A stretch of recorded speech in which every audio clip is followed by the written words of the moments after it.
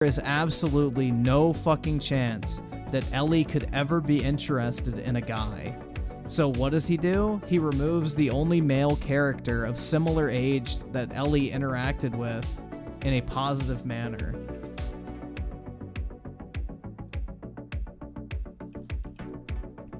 He wanted to make sure that there was no fucking confusion that Ellie was munching on that carpet and not craving that BBC. Because he knew, like, the viewing audience would ship that shit. Because, like, that's what the TV fuckers do, is they, like, ship characters and all that bullshit. But yeah, that's what he was afraid of, man. He was afraid that people might get angry at the fact that, you know, they had, like, this good chemistry or whatever. And then all of a sudden, they make her gay. And it's like, oh, well, then why was she, like, flirting and shit with this other dude?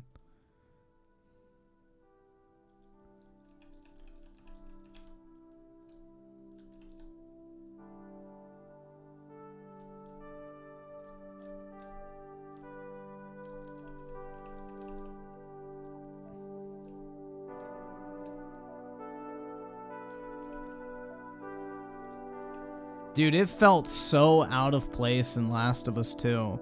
Like, Ellie's supposed to be this fucking hard ass, and like all of a sudden she's just like stripping naked in an unfamiliar setting, making out with her girlfriend and shit. It's like, it's so fucking unfitting. Like, bro, this would be like if Joel and Tess just started fucking in like the middle of some random shack surrounded by clickers. It'd be like they just started blowing each other's backs out and shit in the middle of like fucking unfamiliar territory. It would be so out of fucking place. But yeah, I don't know, dude. That shit was like cringeworthy. It'd be like if they tried to force Joel into a romantic scenario. Like, it'd just be really awkward. Like, it would not fit whatsoever with the actual like storyline.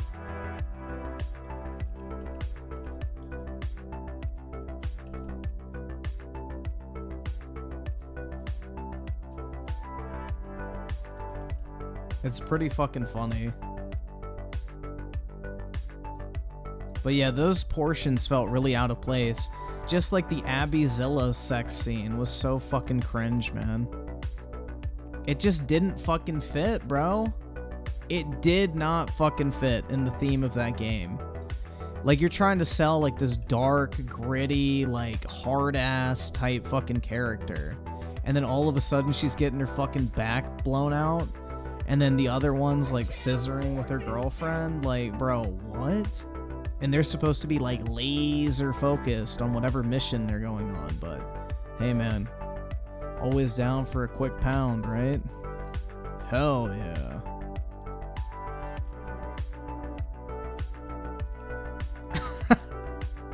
I don't know, dude. Oh my god. Clown world. Clown fucking world, unfortunately.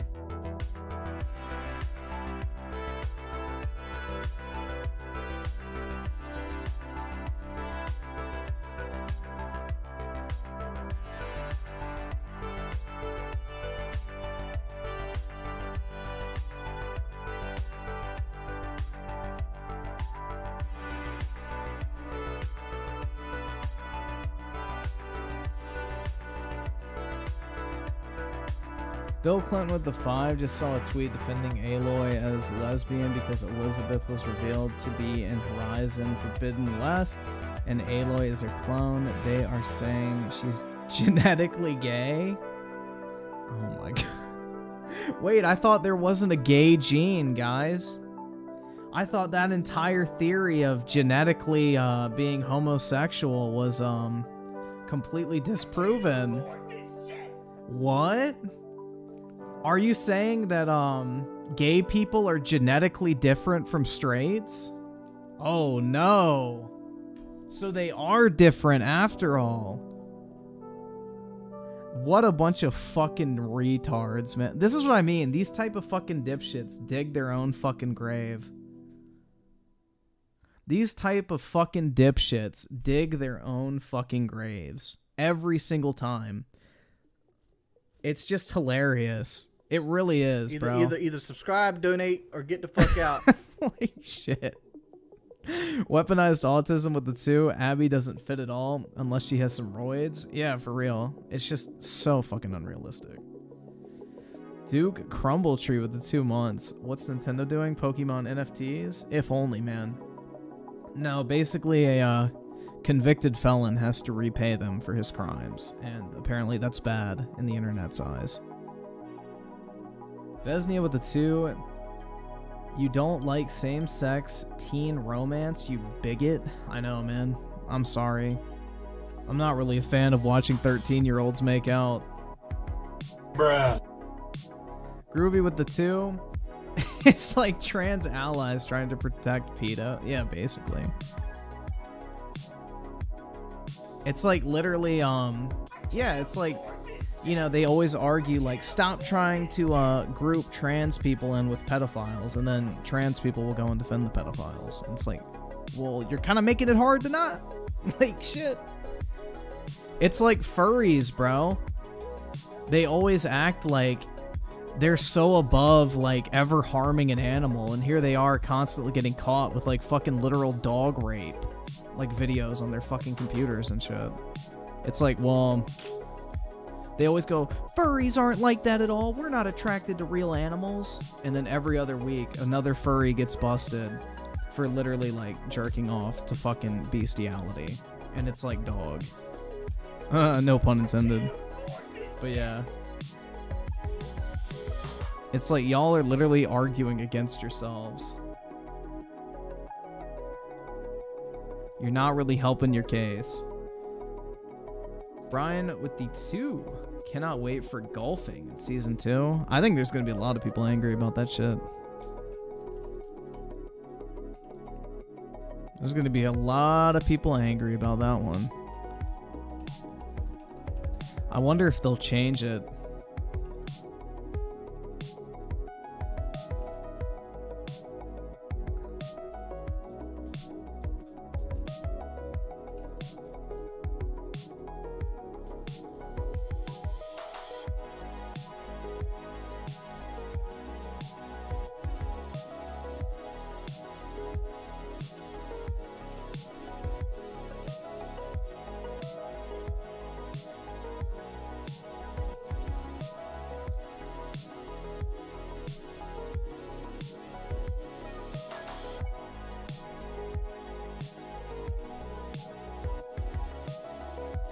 Alto Res with the 2. Heard you almost suffocated in your fursuit, Griffin. Yeah, they didn't put enough breathing holes in it, bro.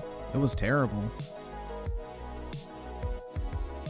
I needed to get a refund on it. I was very disappointed. I expected better.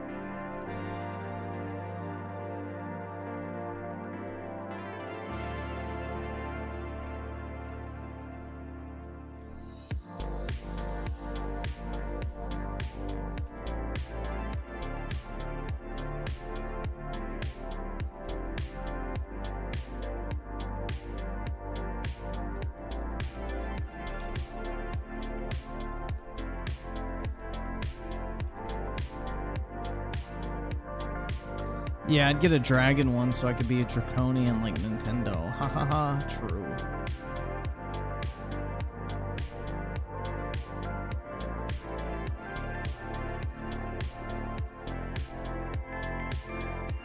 Oh, shit.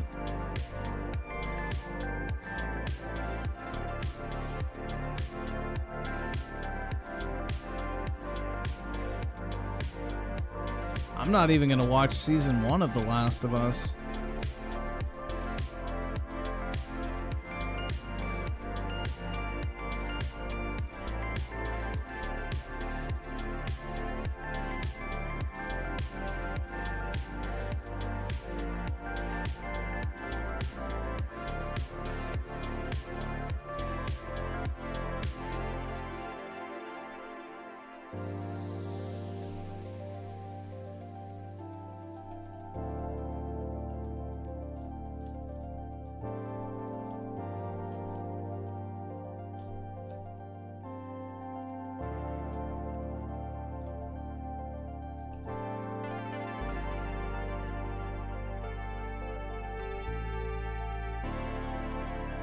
Hey.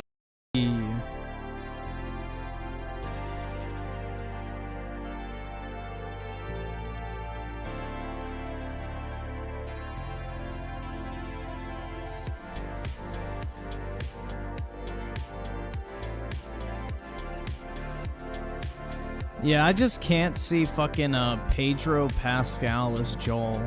It doesn't fit at all. Like, it just does not fucking fit.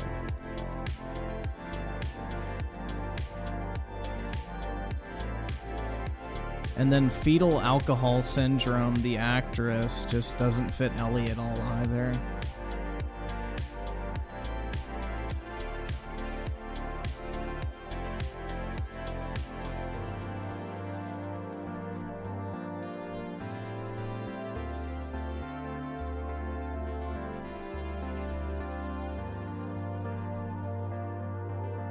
Yeah, Pedro Pascal doesn't act. He literally just plays himself, bro. A middle-aged man with a Hispanic accent. Like, that is Pedro Pascal in every single fucking show that he's on. Like, that's it. Like, he's like, what's that other actor that does that shit? It's like, oh, fuck. I'm trying to think of who it is. Fuck. There's another actor that, like, literally does nothing. They just, like, literally play themselves. Fuck. I can't think. I'm fucking retarded, guys. Bro, I'm stuck, too. Great. And this command doesn't fucking work. Lovely. Alright, I'll just switch the map.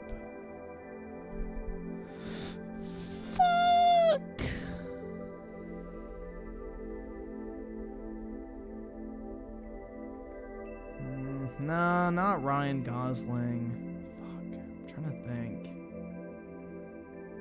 There's like an actor that literally just, he doesn't play a character, he just plays himself. Fuck.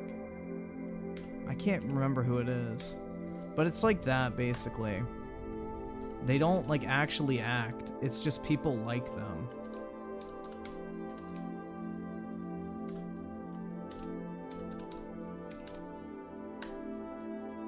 Give me that shit. There we go.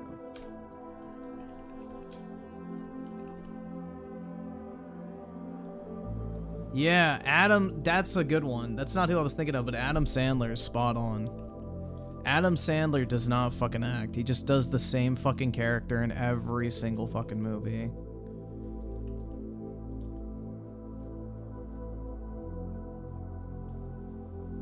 Like, there's no fucking actual differentiator between Adam Sandler and, like, 90% of his fucking movies. Ryan Reynolds? I guess, yeah. He falls into that category.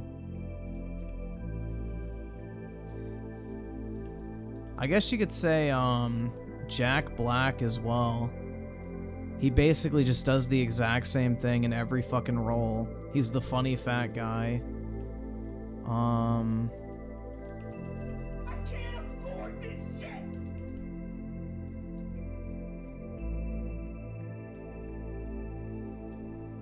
Tom Cruise is the most generic actor in all of Hollywood.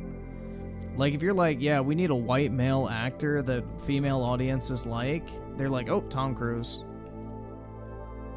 Tom Cruise is one of the most boring actors on the planet, in my opinion.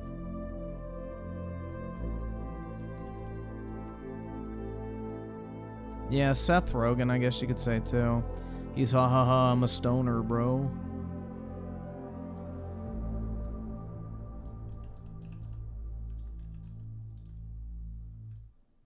Yeah, there is a problem with being a generic actor. There's nothing like that makes you stand out.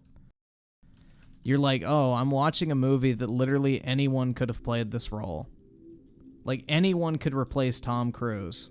There's nothing special about any of Tom Cruise's performances.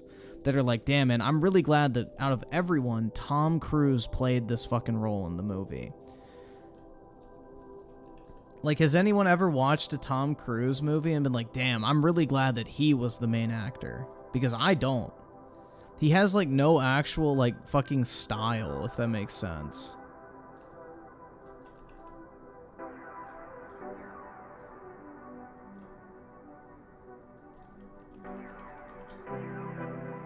Like, I feel like at least, like, with Leonardo DiCaprio, like, he becomes whatever role he's in. Like, that dude is fucking great at, like, adapting to a role. Tom Cruise just literally is like, oh, I read the script.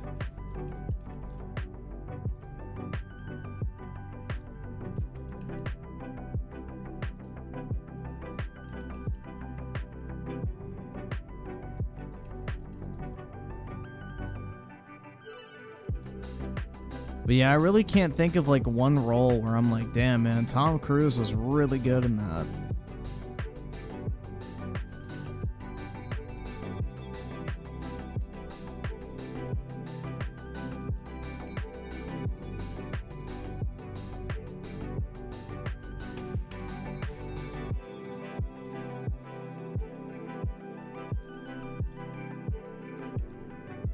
Keanu Reeves, it's not that Keanu Reeves doesn't try to act different in movies, it's that he can't.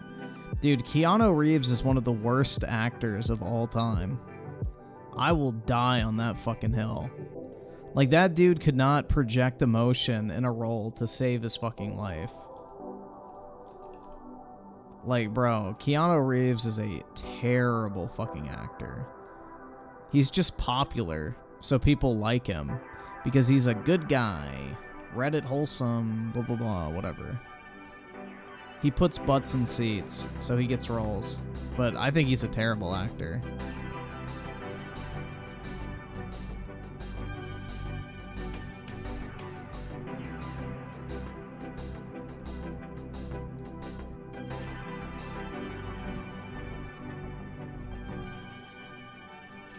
Christian Bale is a really good actor. Same with Matthew McConaughey. I like Ryan Gosling's really good too. I'm trying to think of like Russell Crowe's probably one of the better actors, I feel like. Who else?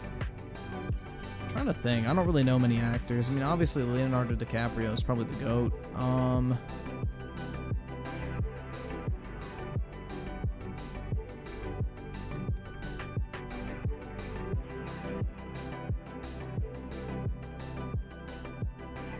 I'm gonna be honest, I haven't seen enough movies with Henry Cavill in them to know if I would say he's like a great actor or not.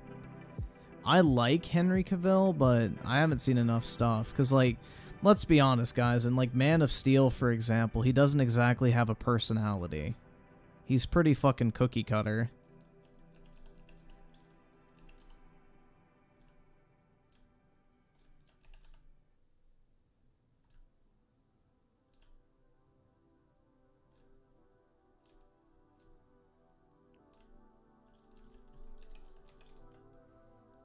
Harrison Ford's a very good actor.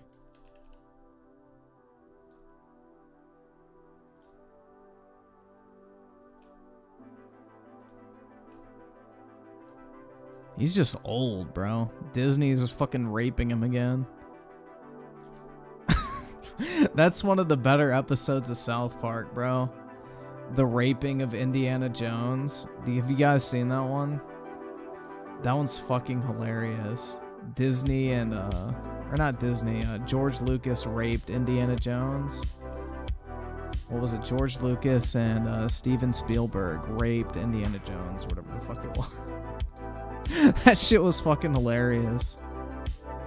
Because it's so true, man. That's exactly what they fucking do with, like, so many franchises. They just, like, fucking rape them to death. Milk them for all they're worth. Yeah, there's an episode of South Park where, like, the whole plot of the fucking episode is they go and see the new Indiana Jones movie. And everybody has, like, PTSD from witnessing Indiana Jones getting raped because of how bad the movie was by George Lucas and Steven Spielberg.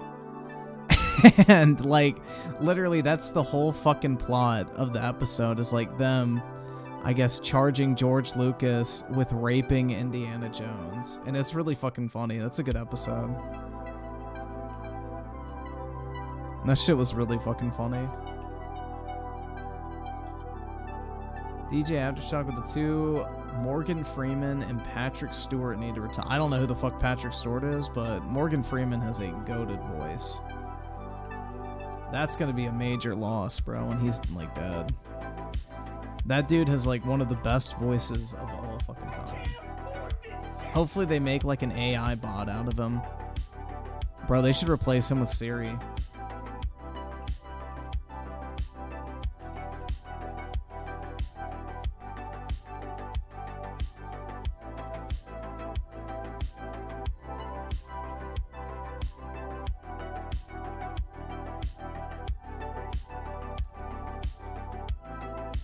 I don't know who Patrick Stewart is. Nope, don't.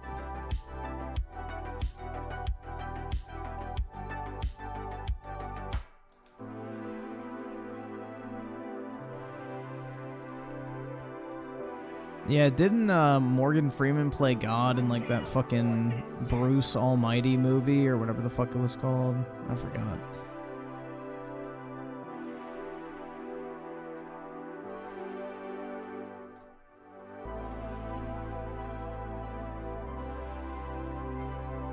The cripple guy from X-Men? Which one, the young or the old one?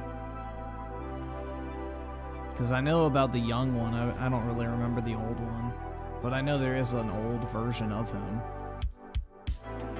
So is this the young or the old guy? I'm guessing it's the old guy. But yeah, I don't really remember him from anything.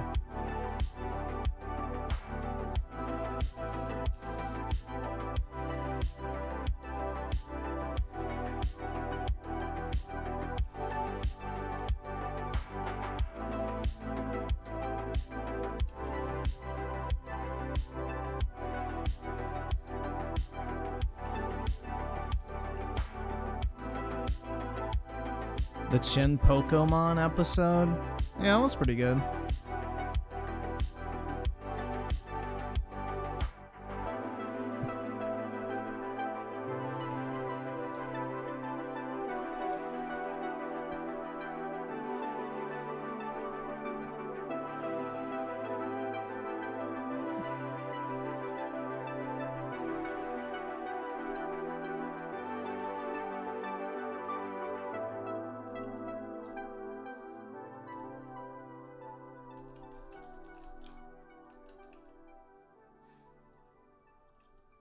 So, Weaponized Autism with the 2. Morgan Freeman played God in a movie. I think in 2. Bruce Almighty and Evan Almighty were the 2. I haven't seen those in over a fucking decade, man. Jesus. But I remember I watched those at a friend's house one time. Midnight Mobile with the 5. Music is a bit too loud. I can turn it down a little bit.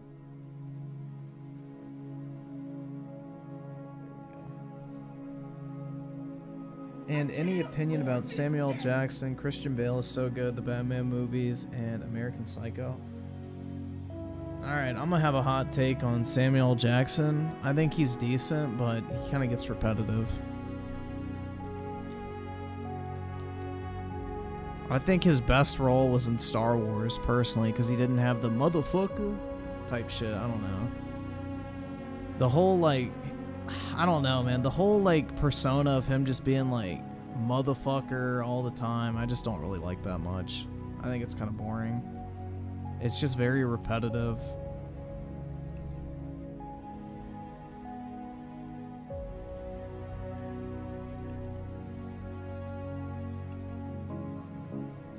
Yeah, he was funny as fuck in the Django, man. That shit was funny. True. But, like, the whole tough guy, I really think that's just kind of cringe, in all honesty. But, yeah, I liked him in Star Wars, and Django Unchained was pretty good, too. Yeah, Pulp Fiction, Samuel L. Jackson, I don't like. I think that's pretty boring.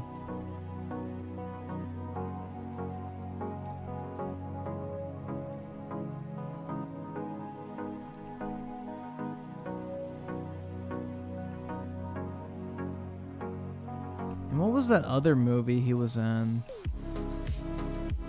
I don't remember. Bro, I don't really watch many movies. I don't like Pacific Rim. Pacific Rim is Chinese propaganda.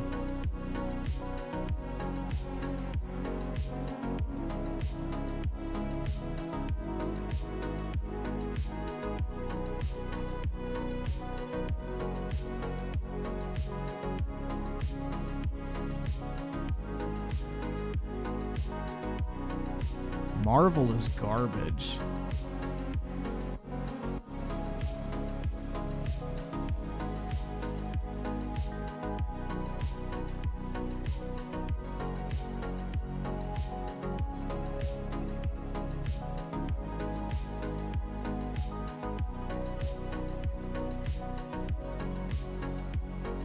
No. Bro, look what country they're in the Pacific Rim movies. Look at the fucking writing on all of the robots. Look at the fucking, setting of like all the science labs and the surviving nations. Like, dog, no. It's literally a fucking Chinese fucking dick riding movie. Like the Chinese inventions and technology are what allowed the world to survive, and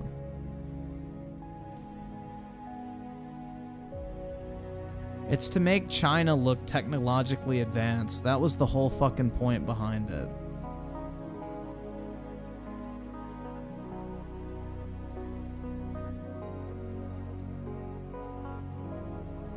The whole point behind those movies were to make China look technologically advanced. They were funded by Chinese media companies.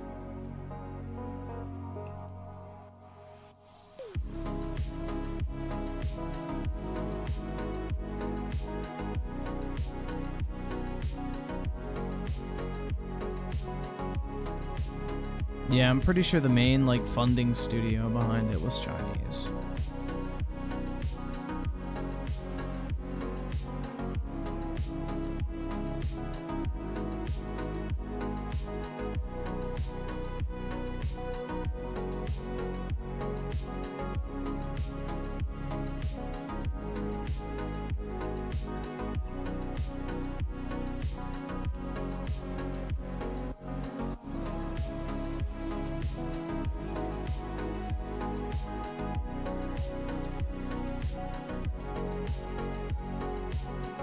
Yeah, the Chinese are very subtle in their propaganda.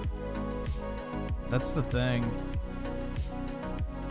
Is they'll drop little subtle hints to make you associate oh, China, technologically advanced, futuristic, last bastion of humanity. It changes your orientation, I guess you could say, towards your attitude of China.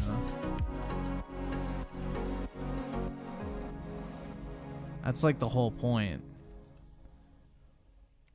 Because propaganda is too obvious if it's in your face. But if you drop little subtle things, then you just kind of pick up on it and you don't even really realize it until somebody points it out. And by that point, it's too late. It's already naturally associated in your mind.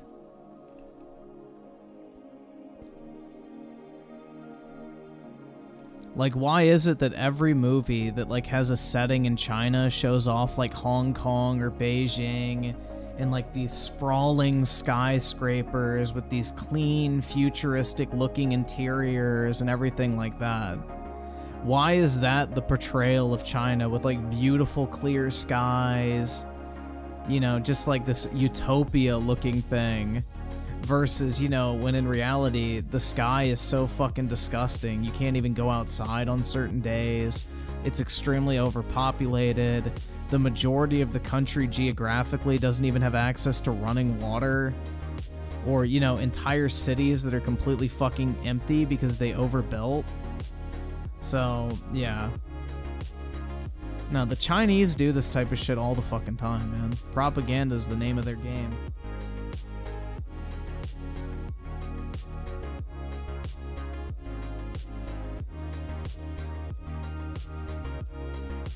The communists got fucking propaganda down to a fucking science. And propaganda that's too obvious doesn't stick. So they want to like project this whole like fucking idea that China is like this futuristic utopia that, you know, is on the cutting edge of everything, and, you know.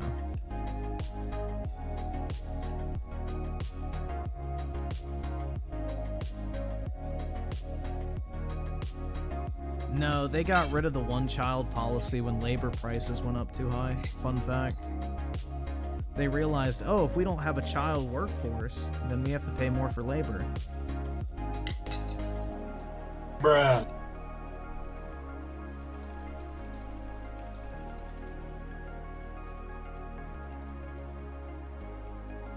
Also, what happened is during the time the one-child policy was in place, I think it was there were 5 boys for every 1 girl born. So literally, in China, there's only 1 girl for every 5 guys within that age group. So there's like these huge groups of men that are growing up now that literally will never have a girlfriend their own age, because there were no girls being born, because what parents would do is get like an abortion, because, you know, a daughter can't pass on the family name, so they would make sure that they would have a son. So, yeah.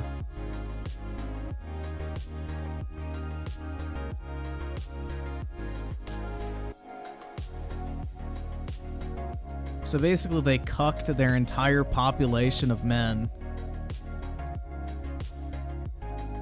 Because, like, the Chinese are super concerned about passing on, like, their family name and everything like that.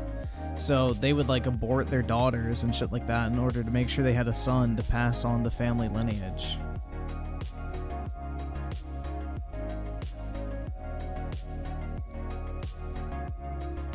Have I seen this? What is this? Pokemon card heist goes terribly wrong for Thief. What actually happened? Oh yeah, I've seen this. What happened to? Did he get caught?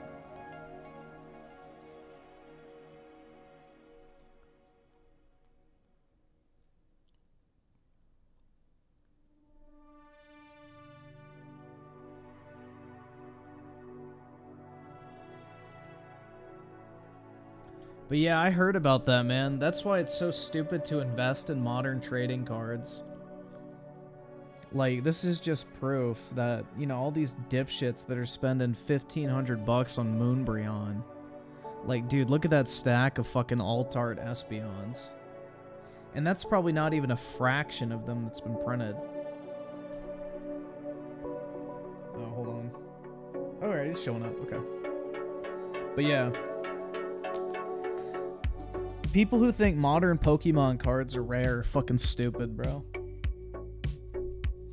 There's nothing rare about modern Pokemon cards. They're going to be the most overgraded, overpopulated cards in the history of TCGs. Like, you are actively going to lose money buying modern cards at current market prices. Like, all these dipshits dumping money into these fucking alt arts are gonna get their asses eaten later down the line. Like $1,500 for a modern fucking alt art that literally has a graded population of 6,000 tens. There's no fucking way that price can stand.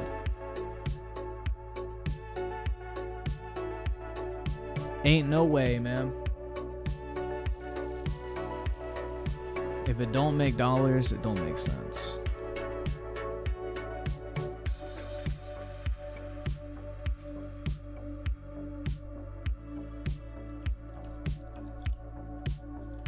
Yeah, I pulled a Moonbryon from a random pack I bought, and I sold that shit for like $400 something raw, and I knew it would grade a 9 too because the centering was fucking terrible.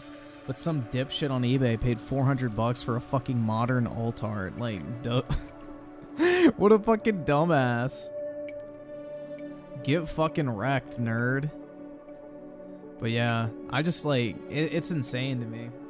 Meanwhile, I'm over here buying like old EX10 promos in 9s and 10s for like a couple $100, and they have a population of like 50. It's like, bro, you cannot convince me in 10 years that Moonbryon is going to be worth more than the fucking cards I have that there's only like 50 of. Ain't no fucking way, dude. Like, even if you went and bought Umbreon EX and a PSA 9 for $1,000, that card is going to go up in value way more than fucking Moonbryon will in, like, I guess, the long term. Like, hold on, let's see. Let me show you guys. PSA. I'm wondering what this is at. I bought mine for like, I think $800. Do they even have one up? Oh, they do. Wow. Alright, bet, bro. Bet. I just made $700 on that card. Let's see. Umbreon EX PSA 9. I think that's the cheapest one. 1,500. Unseen.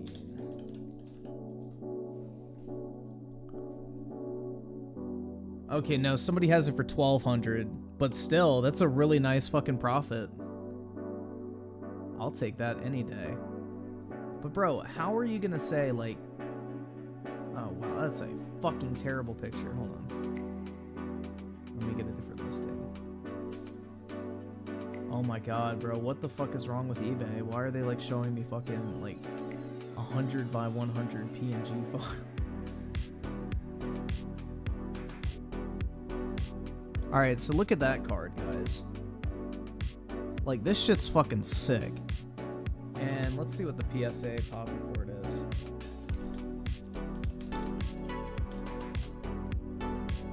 Certification, verification. Let's see. So 66443759. How many of these are there?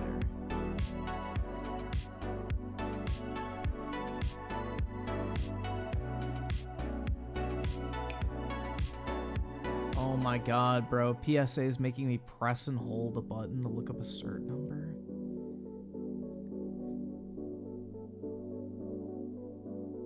Are you fucking kidding me?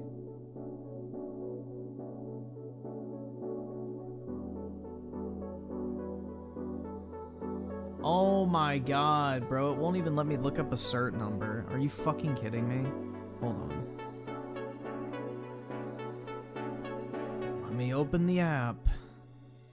6644 3759. Verify. Alright. So there's only 171 of these graded, guys. There's only 171 of these graded. This is cheaper than this.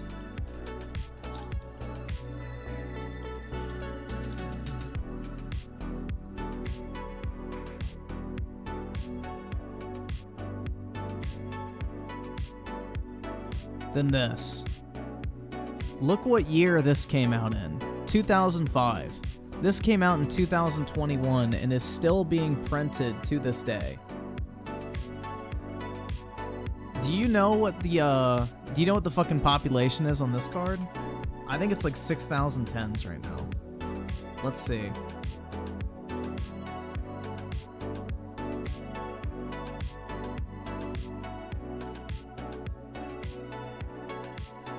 Let me see how many they've graded now. It's like some astronomical number. And like, when you think about this card's only like 4 years old, there's no way they've all been, or not even 4 years old, 2 years old. There's no way they've all been graded yet. Yeah, there's 5,949 graded copies in PSA 10. So there's literally 30 times the amount of this card graded than this one. This card came out 18 years ago and is no longer in print. This card came out 2 years ago and is still in print. And you're going to tell me that this card is going to maintain a higher value versus something like this long term. There's no fucking way. But if you guys are interested in this card, I would actually pick this one up, because right there... Hold on. Let me do a zoom real quick. If you look right here,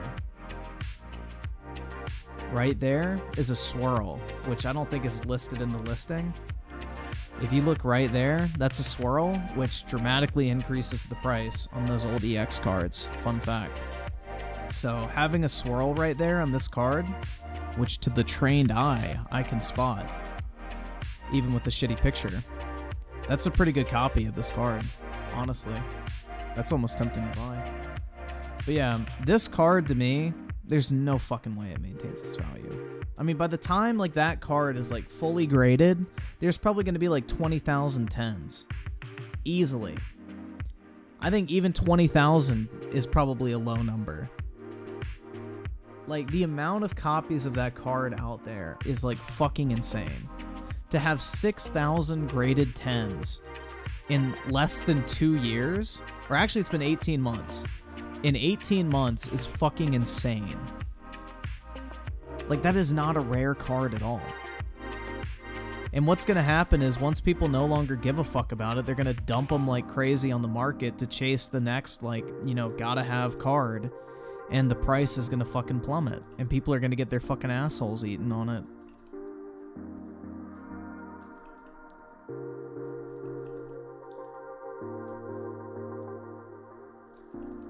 Griffin's trained in Pokemon cards? I'd like to think so.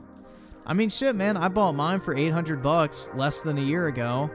And the price is now up to $1,200. So I made a 50% ROI in a little over a year on one card. And that card's value is not going to drop. It's only going to keep going up because there's only 171 copies of it in the span of 18 years since it's been out. Meanwhile, the other Umbreon has been out for 18 months and it already has over 30 times that number. Like, there's no comparison. There ain't no fucking comparison on that.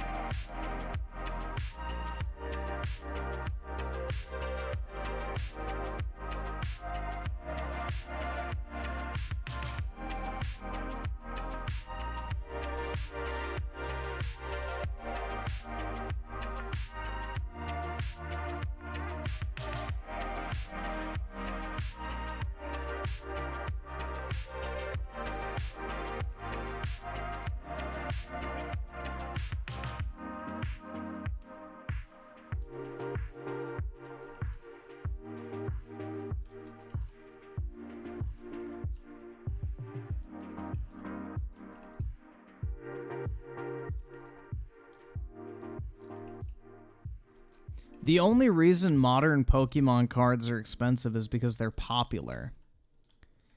Like, people are obsessed with being able to flex the card on, like, fucking Instagram and shit. That's the thing. But there's no actual, like, rarity to them. Because back in 2005, barely anybody was actually grading their fucking Pokemon cards. They were, like, playing with them and they got beat the fuck up. Whereas nowadays, everyone grades their Pokemon cards. So there's not going to be like this shortage of good conditioned cards. Like when I was a kid, you didn't even fucking sleeve your shit up. You just literally threw it in a box, put it in a binder, no sleeve, no fucking top loader, no card savers, no double sleeving. Like, you played with your cards and pulled them out. Nobody gave a fuck about the condition. But nowadays, kids fucking grade their cards. There is no shortage of graded modern. And if that many copies have been graded in 18 months, think about how many copies are still out there on the market that haven't been graded. Like, it's fucking wild. Those are not rare. There's going to be like 20,000 tens at some point. Easily.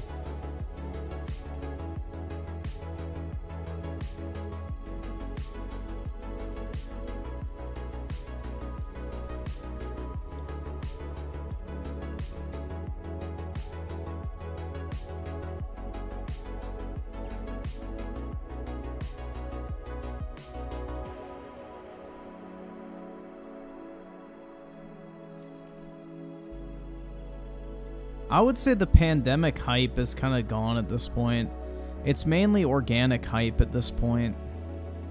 Like, everything kind of traced back a little bit after, you know, the pandemic shit kind of died down, but, you know, most of the prices retraced a lot, but there's a lot of hype around Pokemon in general as a franchise, so it's not really going anywhere. People love their Pokemans.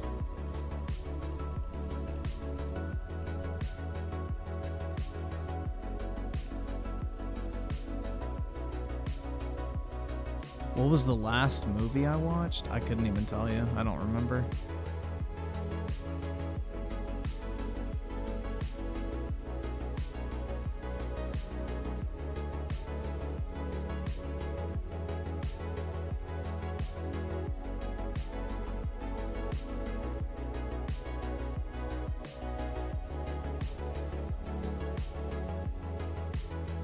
Hey.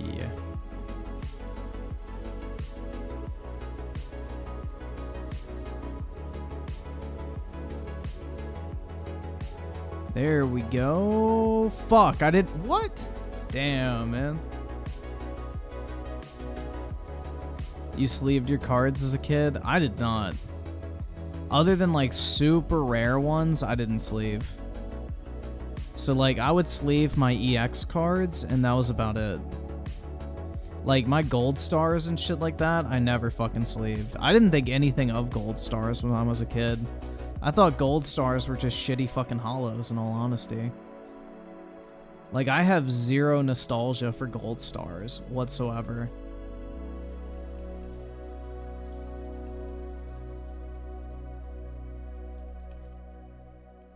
I sided with the two. Our Jez Corden still blames the pandemic. That's right, man. COVID is to blame for everything.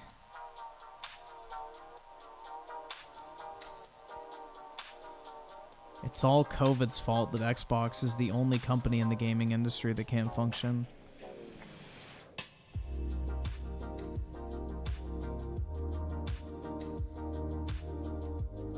Oh, shit.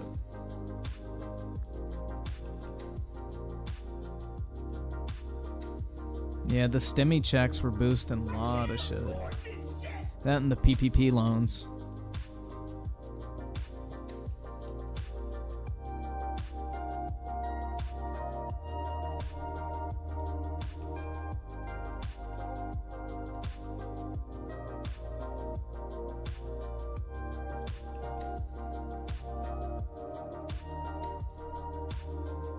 Yeah, I've never cared about shiny Pokemon for the most part.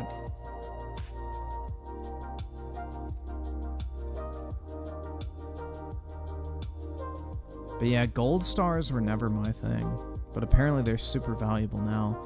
Like, I had Charizard gold stars back in the day, and I thought nothing of them, dude. Like, and Charizard gold star in a 10 is now worth like 20 bands. So if I would have kept that in good condition, I could have had a $20,000 card. But I literally would have just tossed that into my fucking Hollow 10. I would have paid no attention to that shit back in the day.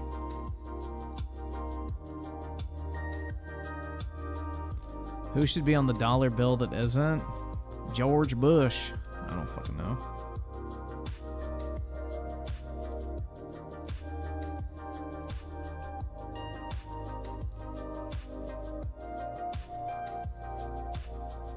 I feel like Kennedy would probably be the next best person to put on. Everybody really liked him. I mean, you gotta pick like a really popular president. So I feel like most people liked Kennedy.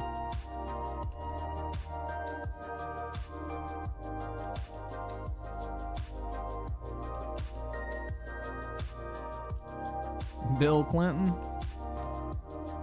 Hell yeah, man.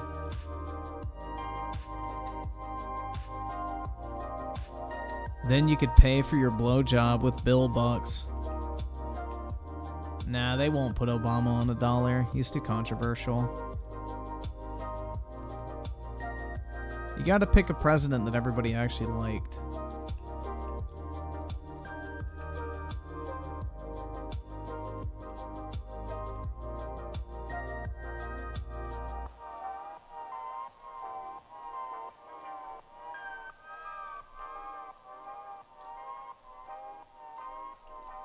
Do I think Ron DeSantis is the next Kennedy? Hell no. Dude, to be the next Kennedy, you have to be like this super young, charismatic, popular, like celebrity tier person. Like that's basically what the Kennedys were back in the day.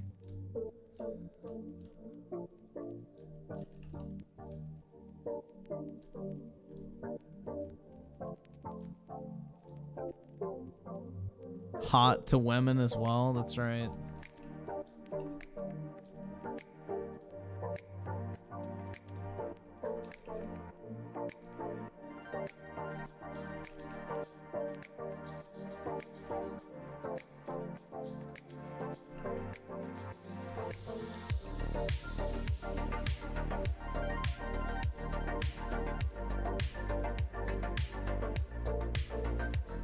Ron DeSantis just always talks like he has a pole up his ass, bro, in my opinion. He's not a very likable person.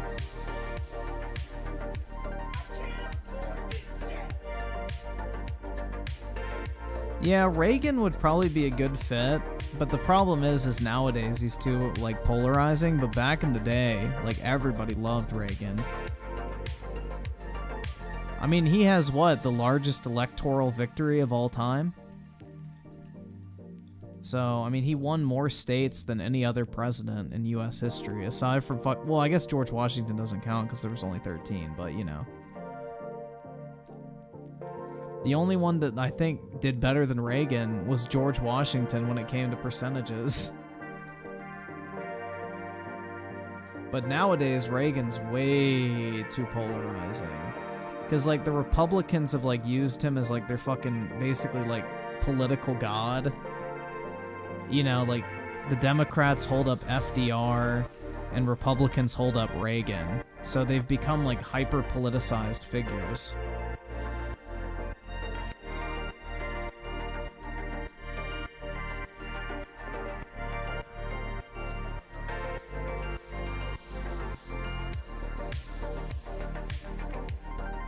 You know, like when Democrats talk about like a good president, they mention FDR. And then when Republicans talk about a good president, they talk about Reagan.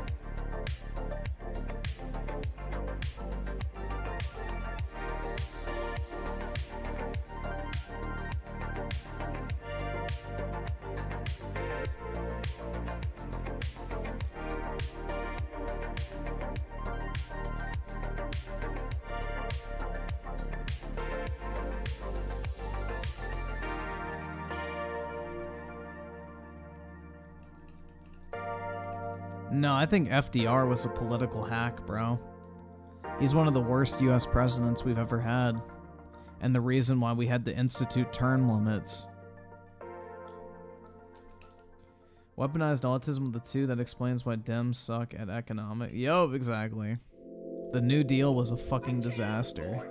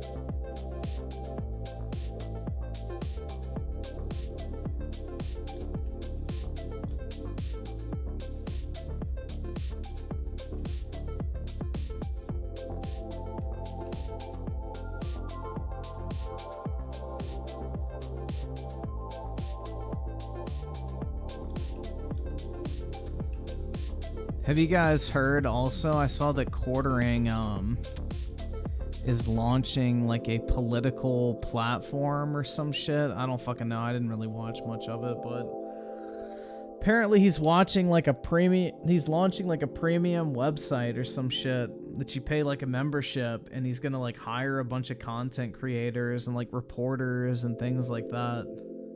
That dude is grinding hard, man. That dude is like really grinding hard.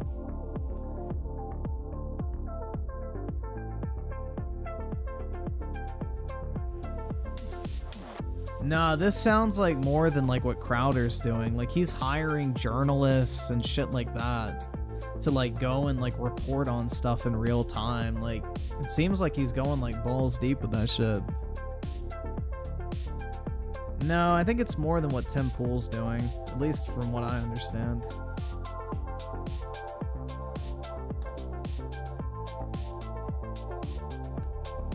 He wants to be like the centrist hub for political conversation. Is kind of how he described it in the part I watched. I didn't watch the entire thing.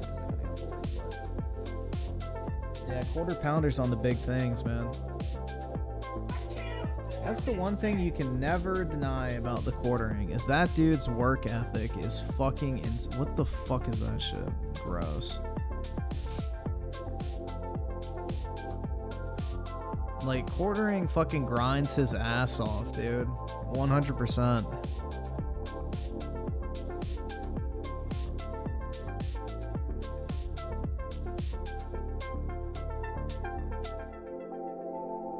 Eye salad with the 5 new tattoo has me in a lot of pain. Aside from that, our gal from Horizon West is a carpet eater now. I think you missed my other older super chat.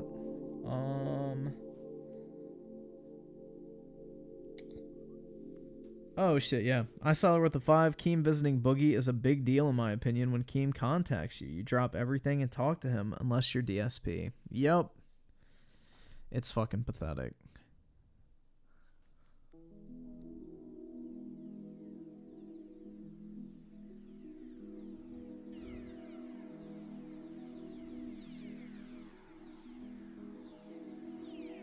Yeah, honestly, bro, Quartering is on like that Sigma grind set, in all honesty. It's pretty impressive. Like, the dude is definitely working his fucking ass off. He's always got some new shit going on, so props to him for that. I can't afford this shit! Weaponized autism with the 2. Quartering grinds as hard as a guy from Mexico. That's right, bro. Like, fucking, El Chapo.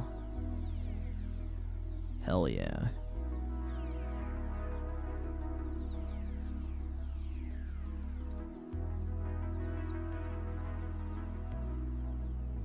Alright. So, let's go ahead and start off with this. Let's get it out of the way. Oh my god, this is gonna be fun. Prepare your brain cells, boys.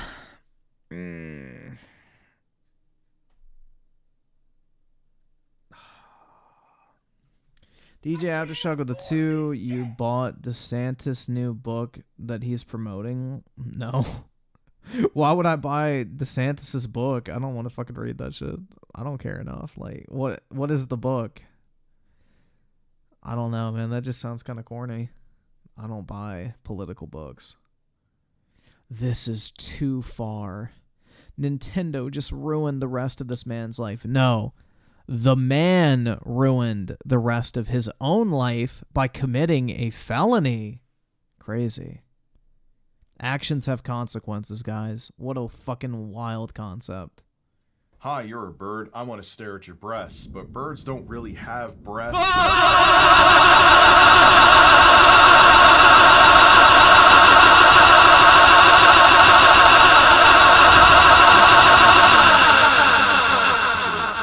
Pirated product. Sorry, guys. I just had to match the energy. I just had to match the energy. Apologies. You know, I just thought that was really funny. And made mods for the Switch. I'm not kidding. The title is not clickbait. let's get into the news. I don't do news that much anymore, so you know this must be some big ass stuff. I forgot I can't use big swears within like the first 30 seconds of a video because YouTube. Open my ass. Skip it up and that up. So you're One with the 2, I blame COVID for Griffin not being my waifu. As you should, man. COVID is literally to blame for everything. You remember Gary Bowser, not to be confused with Nintendo President of America, Doug Bowser? He was part of Team Executor, and what they did was mods for like the Nintendo 3DS and the Nintendo Switch, which allowed for piracy, okay? And we know how much Nintendo loves when you mod their games or pirate their games.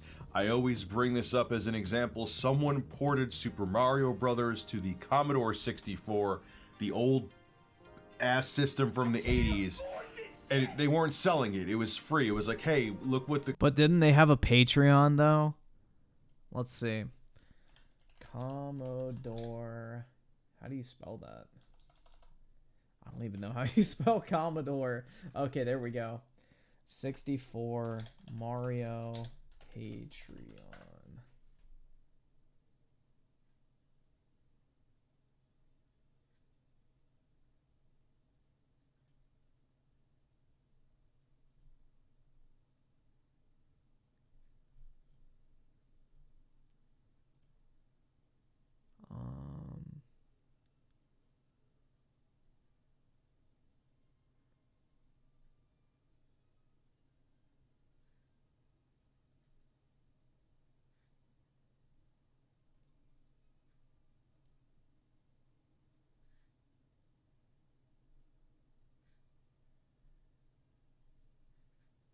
I don't know. I can't find it.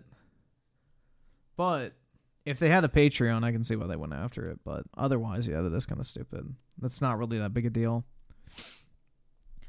Spore Hacker with the 6. Boogie is a big deal. So big he doesn't fit in a plane.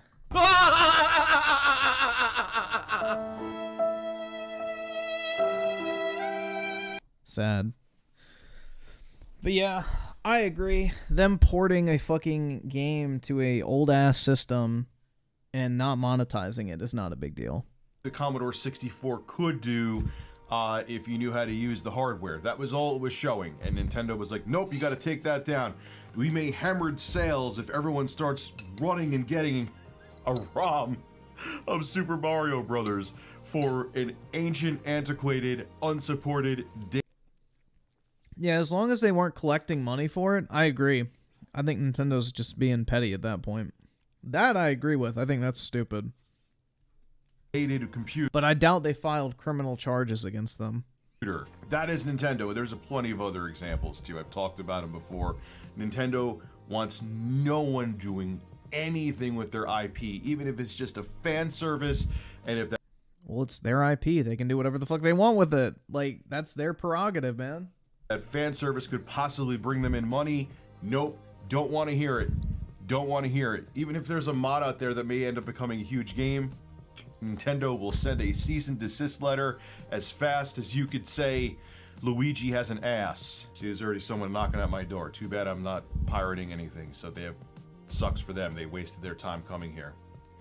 Luigi does have a nice ass, though. No. So obviously, Gary Bowser has been released early. He was sentenced to 40 months in prison, February 2022. It hasn't been 40 months. So, but if you think that Gary's life is going to be easy and he's just going to be able to walk off into the sunset, no. Yeah, he's a convicted felon. A convicted IP theft and hacker felon. No company is going to want to touch him with a fucking 50-foot pole. Oh, Nintendo is going to make an example of him and ruin the rest of this man's life. This comes from VideoGamesChronicle.com. I'll read it to you, then we'll discuss. In an interview with Nick Moses, as reported by Torrent Freak, Bowser said that he was released from federal prison in late March and is now at the Northwest Detention Center in Tacoma, Washington. Did he link this article?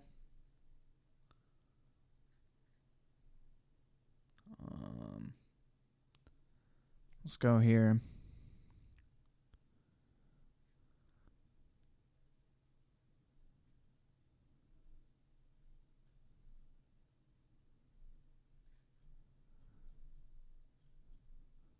Doesn't really give you a good background. Let's see if this is the one.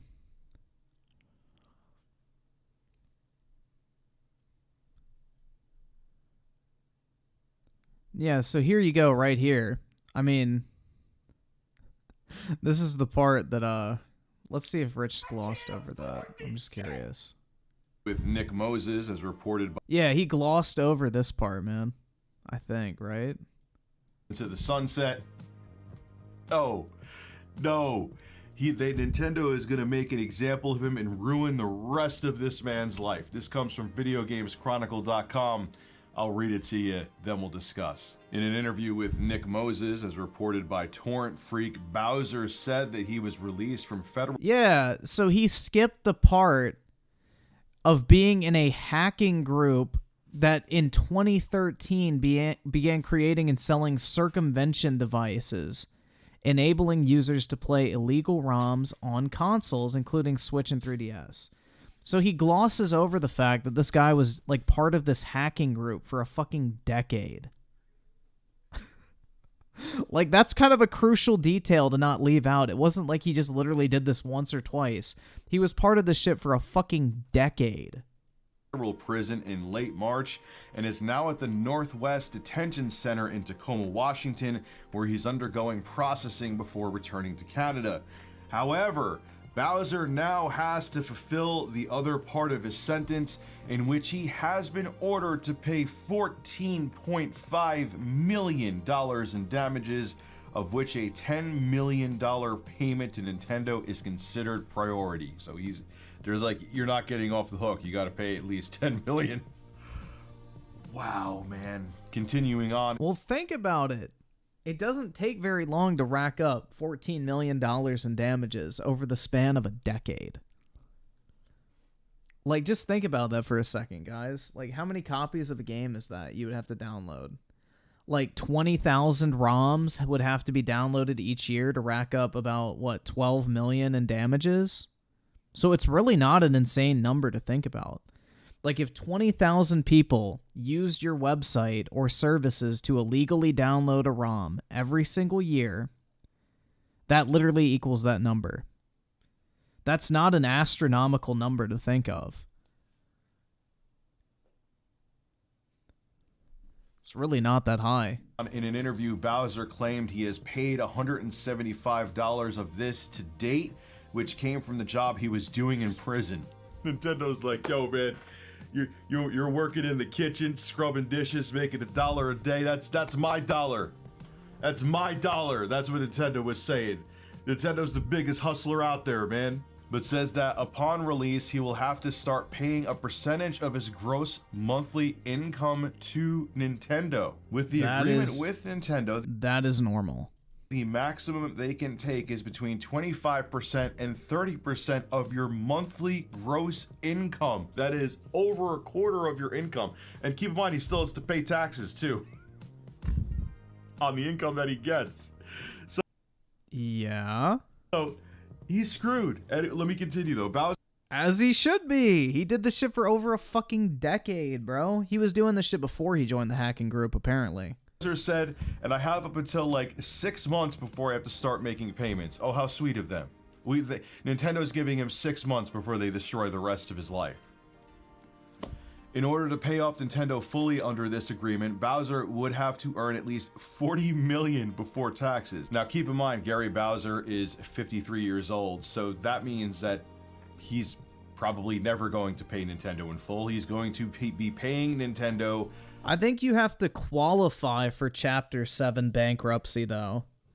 That's the thing, though, is like you have to qualify for Chapter 7 bankruptcy. Most people don't qualify for it, especially if you're trying to get out of like legal ramifications. Most courts will look at something like that and be like, oh, you just don't want to pay your fucking, you know, I guess dues for your court case, so we're not going to give you Chapter 7. You have to qualify for Chapter 7. Most people don't get granted Chapter 7. I saw her with the 5. My wife is really mad at the fact that I have no sense of direction. So I packed up my stuff and oh my god, bro. Bruh. Jesus Christ. And I saw there with the 2, is this pool safe for diving? It deep end.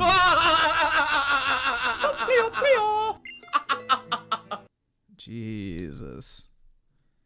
25 to He would qualify? Well, I don't think you're a bankruptcy judge, but okay.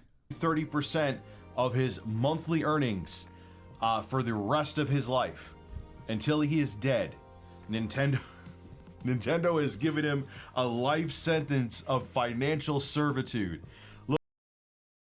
Look, I'm not saying Well, don't fucking commit crimes. what the guy did is okay, but damn, Yes, you are. this is draconian, man. No, it's not.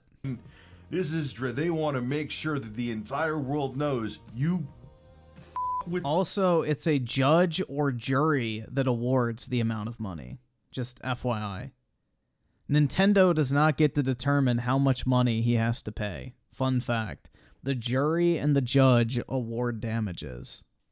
So I don't know if he had a jury trial or if he just pled guilty to the judge and didn't have a jury trial, but the judge is in charge of sentencing, or the jury. So Nintendo didn't pick the amount, which is basic knowledge. Nintendo, yeah, I swear. You screw with Nintendo, they are going to make an example of you and ruin you, and that's Good. He's a fucking criminal. exactly what they're doing here. That's exactly what they're doing.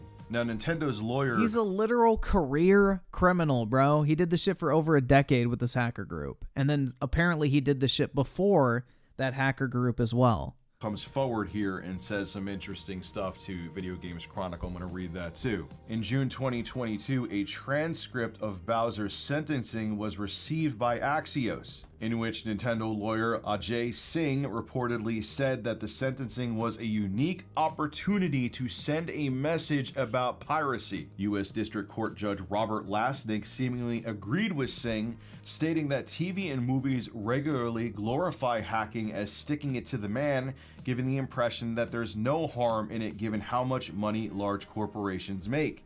Which is literally the defense that people like Review Tech USA are about to fucking use. So the judge is absolutely right. At one point, Lasnik, the judge, asked Singh, "What else can we do to convince people that there's no glory in hacking/piracy?" Singh answered, "There would be a large benefit to further education of the public." You know what, Judge? I'm not saying that what Gary Bowser did was right. I'm not saying... Like, you heard what the judge said, that people glorify this shit. They act like it's a victimless crime. They think it's, you know, not a big deal because it happens to big companies, blah, blah, blah. Rich is literally about to prove that judge's point in his attempt to argue with the judge. Saying there shouldn't be any repercussions. I do think that having him be indebted to Nintendo for the rest of his time on this planet is insane. I can see, all right, let's settle with him. Let's make him pay $100,000 or whatever. But to say that, nah, man, you are on the hook for at least $10 million for the rest of your life, deal with it, is absolutely insane. And if you can't do the time, don't do the crime, bitches. you know why people pirate games? Here we go, man. Time to blame Nintendo. Not Nintendo as much. Nintendo puts out quality products with... All right, so why are you bringing this into the fucking equation? If this doesn't apply to Nintendo, why is it a point being made? minimal bugs, at least. Well, all right, Pokemon games have some issues, but Pokemon is not Nintendo. most of the games that Nintendo Nintendo is a shareholder in Pokemon, but Pokemon is not a first-party Nintendo game, technically. Fun fact, but yeah.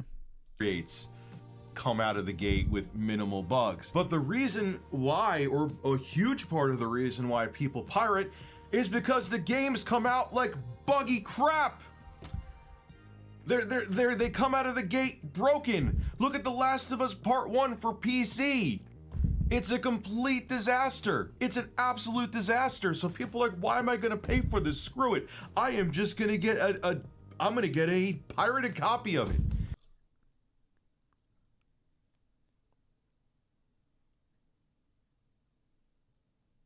Do we really need to even argue how stupid of a fucking point this is? Is it even necessary to point out how fucking dumb that point is? I don't like a company, so it gives me the right to steal. That is literally what he's saying. I don't like a company, so it gives me the right to steal. That is basically the mentality he is promoting here. Why am I going to give a company now $70, which is inexcusable? I Don't give them money at all.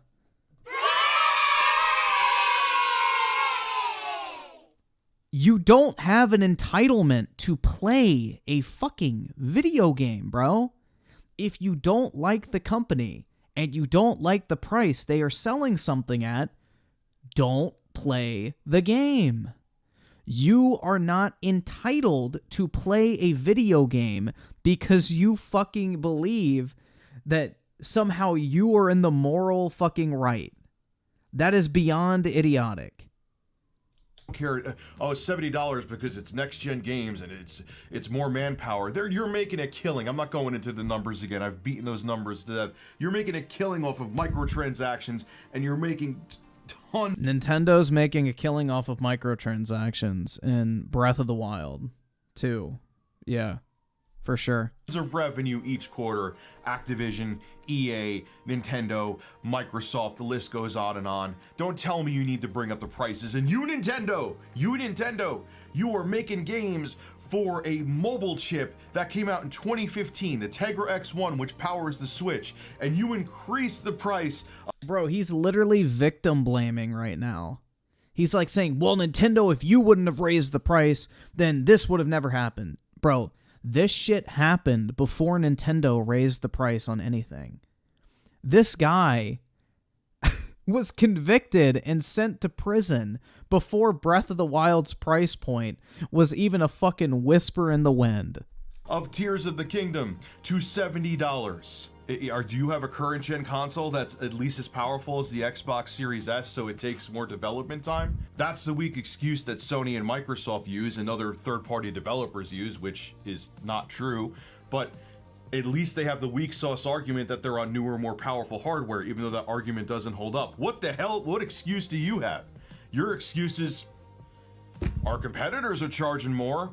We don't even have to explain ourselves, and it's Zelda. Who the hell? They don't have to explain themselves, just like you don't have to go and buy it. You don't owe Nintendo anything, and Nintendo doesn't owe you anything. The only thing that Nintendo owes you is a video game when you choose to give them money. That is it. No one has an obligation to a business, and a business has no obligation to you outside of a basic monetary transaction. That is fucking it. If you don't like what they're selling, and you don't like the price point at which they're selling that thing at, simply don't buy it.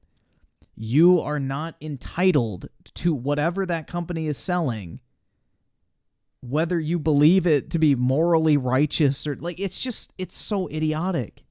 This is literally, this video should be like, why it's okay to steal from Nintendo. That is literally what the title of this video should be, because that's what it's fucking devolved into.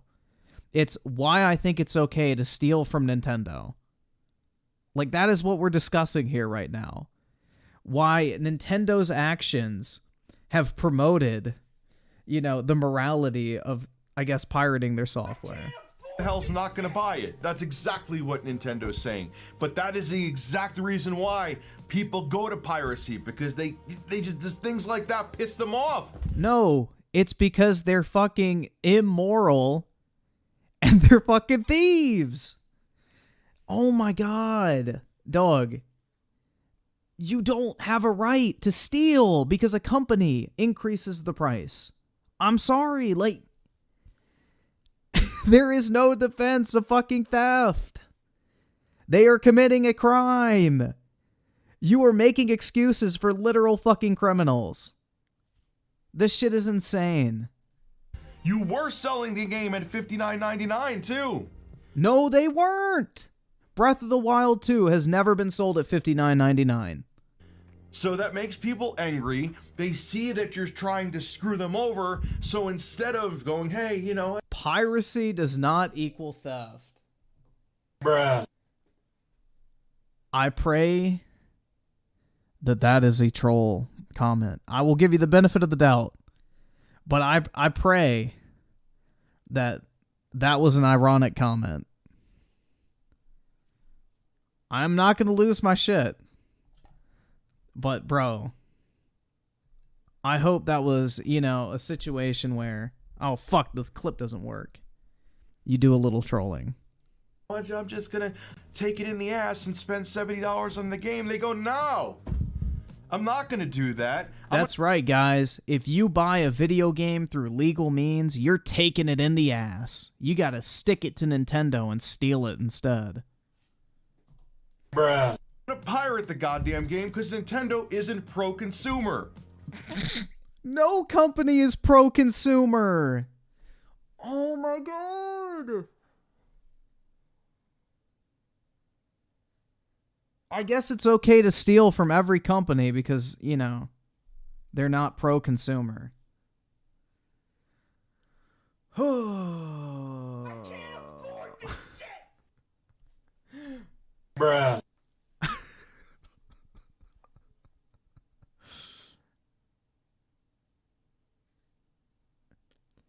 Are you kidding, Griffin? Give us your dog shit argument against piracy? What? That piracy is not equal to theft? Dude, hold on, let's pull up the definition, all right? Piracy definition. Oh my god. Here we go. The practice of attacking and robbing ships at sea. A practice similar to piracy, but in other contexts, especially hijacking. The unauthorized use or reproduction of another's work. Bro, is this really a debate now that piracy is not theft? Have we really shifted the goalposts that fucking hard? Oh my god. We've really shifted the goalposts of what piracy means to the point where now people are debating that it's considered theft or not. Dude, the entire reason piracy is a term is because motherfuckers used to hop on other people's ships and steal their shit. That is literally where the term comes from. Bro. Oh my god, man. Holy fuck. Bro, I'm gonna be honest. Like, I think it's perfectly fine if you want to download old games that are no longer being sold. If you want to download, like, an old fucking ROM of, like, a Nintendo fucking DS game that's no longer actively being sold, I think that's perfectly fine because you're not hurting anyone. Nintendo is not selling the game. There's no actual legal means to go and purchase it. I think that's perfectly defensible. I can't go out and buy a copy of Pokemon Platinum from Nintendo. And if I did buy a legitimate legal copy of Pokemon Platinum, Nintendo wouldn't get money anyway because they're all, like, secondhand at this point. So I think in a situation like that, piracy is completely fine because you're not hurting anyone. Nintendo is not making money from the sale of that game anymore. Go for it. But if you're out here like, oh, I really want to play Breath of the Wild too, I'm not going to buy that shit. I'm just going to download it. I don't think that's morally right. That is theft at that point because instead of buying something through legal means, you are pirating it and therefore costing Nintendo money. That, I think, is where I draw the line morally.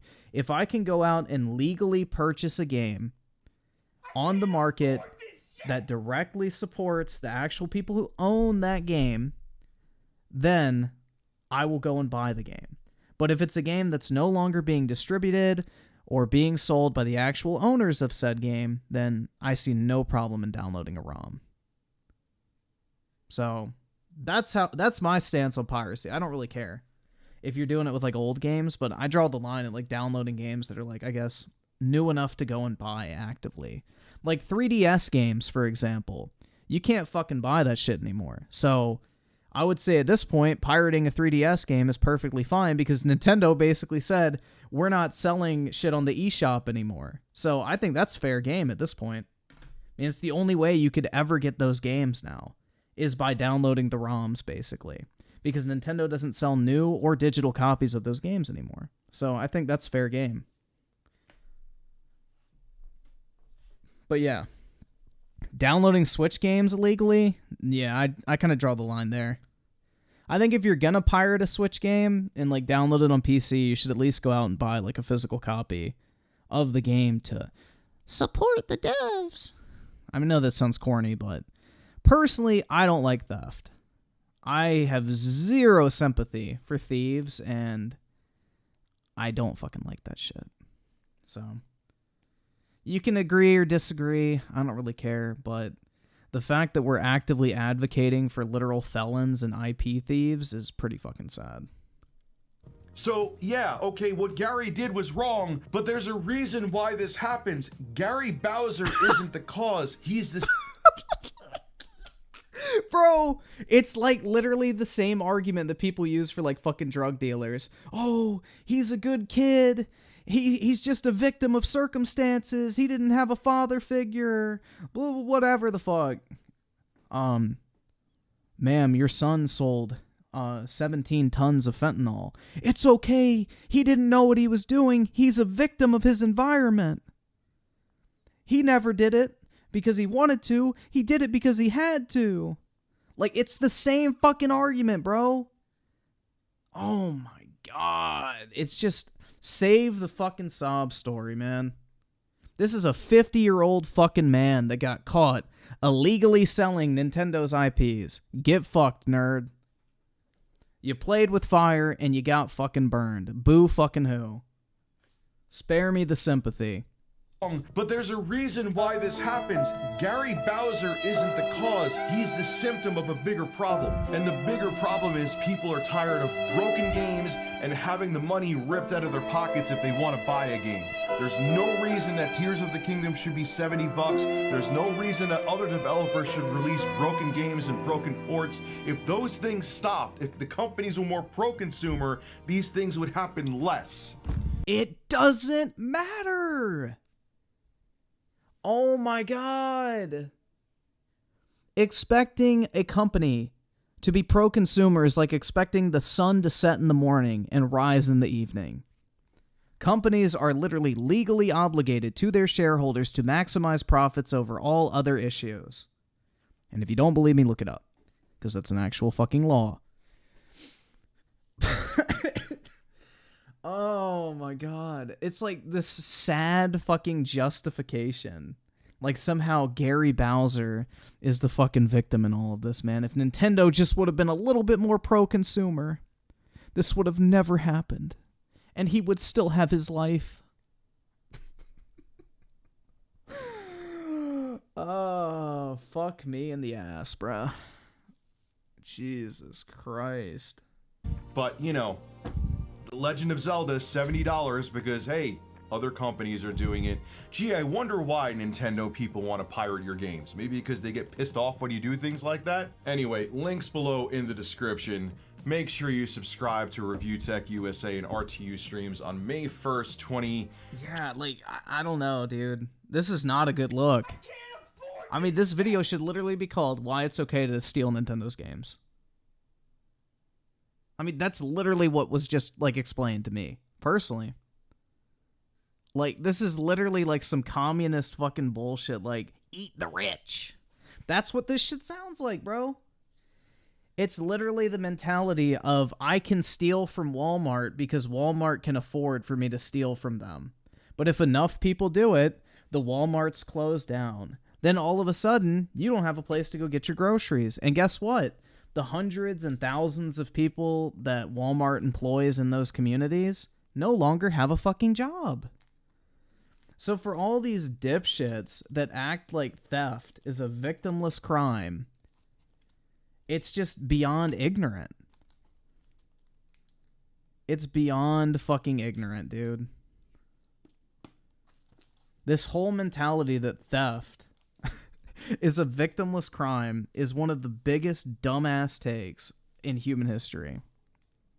Like, throughout all of humanity's history, theft has never been a morally accepted principle. Sorry. That's not going to change anytime soon. 23, we are going to be having a 7th anniversary celebration of... I don't care. All right, next up on the chopping block.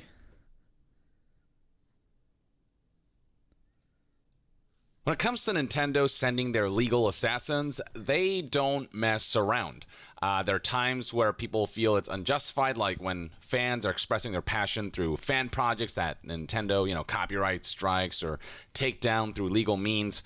And then there are other situations where, you've got pirates who are profiting from their work, and so Nintendo does have legal grounds to take them to court and to have them arrested and go through the whole prosecution process. And this is one of those cases where we're looking at the latter scenario. So back in 2020, you may recall... Ew, did you guys notice that? Look at his headphone placement. Look at the headphone placement, man. And go through the whole prosecution process. And this is one of those cases where... He's got his headphones like halfway on his ears. That looks so uncomfortable, bro.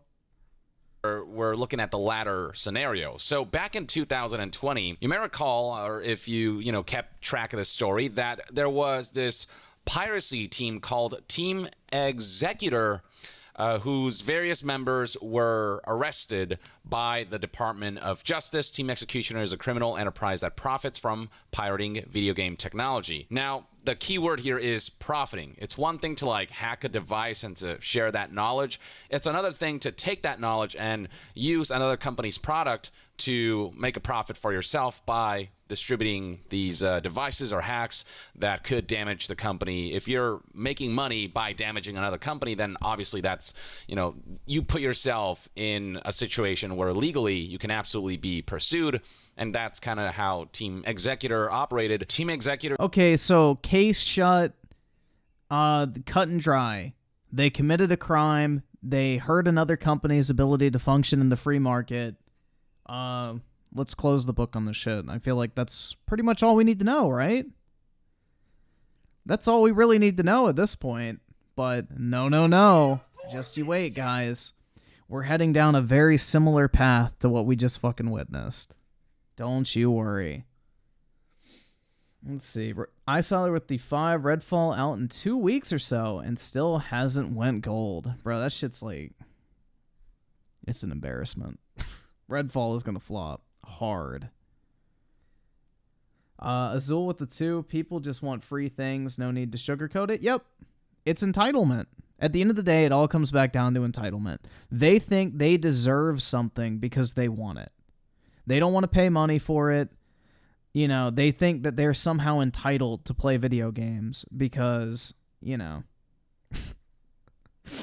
they were born on planet Earth. It's their human right to consume any video game they want, whether they pay for it or not.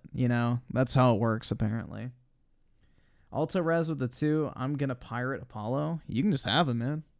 Where should I send him? Good luck. He's going to shit on your floors. Fluffle Nugget with the 2. Nintendo is going to make it harder to jailbreak. Yeah, isn't it the first generation Switches that you can actually jailbreak at this point? I know somebody mentioned that. I have a launch day Switch, and apparently that's the one model that you're actually able to jailbreak at this point. So it's actually pretty valuable. 2023 Perfect Dark with a 10. That's the thing I'm not sure about. I want to sell Pokemon by using the PC version to give me said Pokemon, then send it to my Switch version to sell, but I don't want Nintendo Ninjas coming after. I mean, bro, the chances are that that's actually going to happen is pretty much non-existent. I mean, technically, okay? If you have bought a Nintendo game physically or digitally on the Switch, you are allowed to emulate it on PC. You're allowed to hack it. You're allowed to mod it. What you're not allowed to do is monetize those mods. So unless you're straight up selling the hacking tools or things like that, you probably should be okay. I don't really think you should encounter an issue.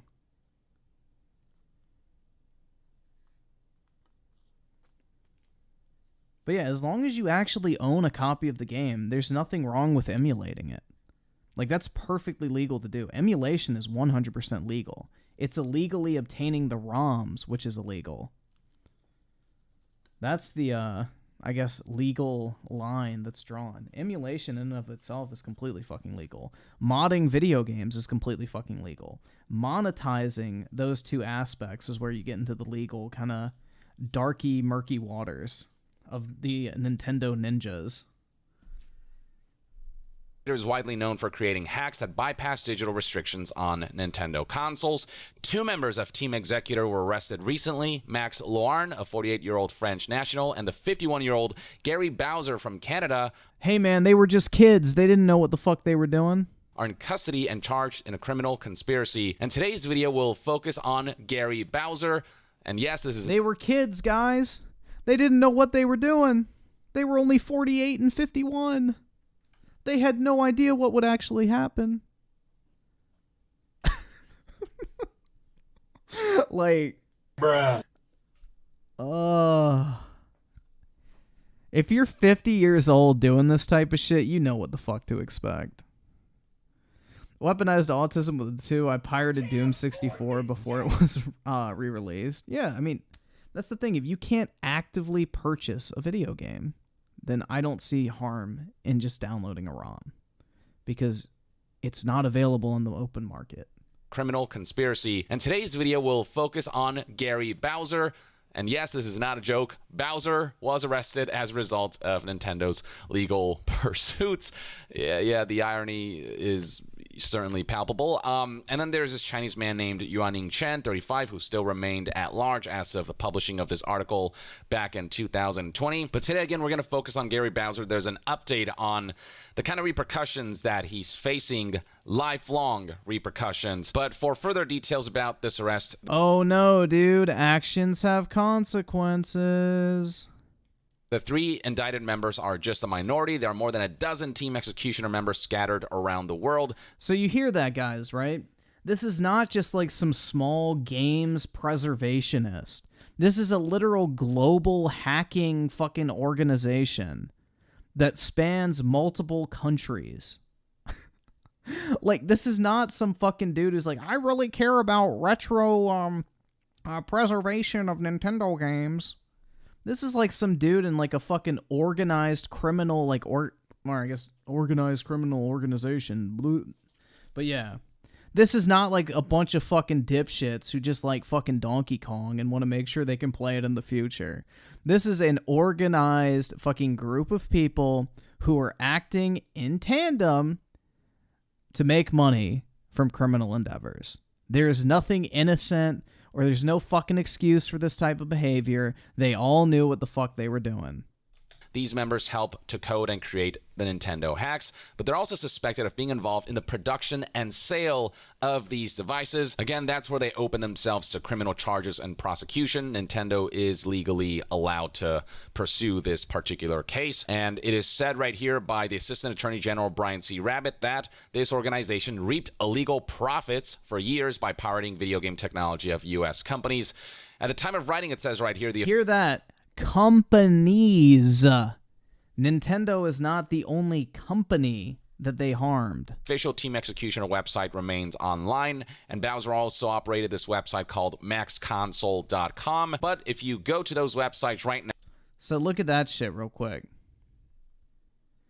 So Bowser was responsible for developing the circumvention devices, operated several related websites, including Max Console. Operated this website called maxconsole.com. But if you go to those websites right now, you'll get... Which apparently on his websites, he distributed ROMs as well. Following message, this domain has been seized by these government entities. Now, Team Executor has tried to justify their actions by stating that we are firm believers of the right to repair legislation, a growing movement to counteract the monopolistic control.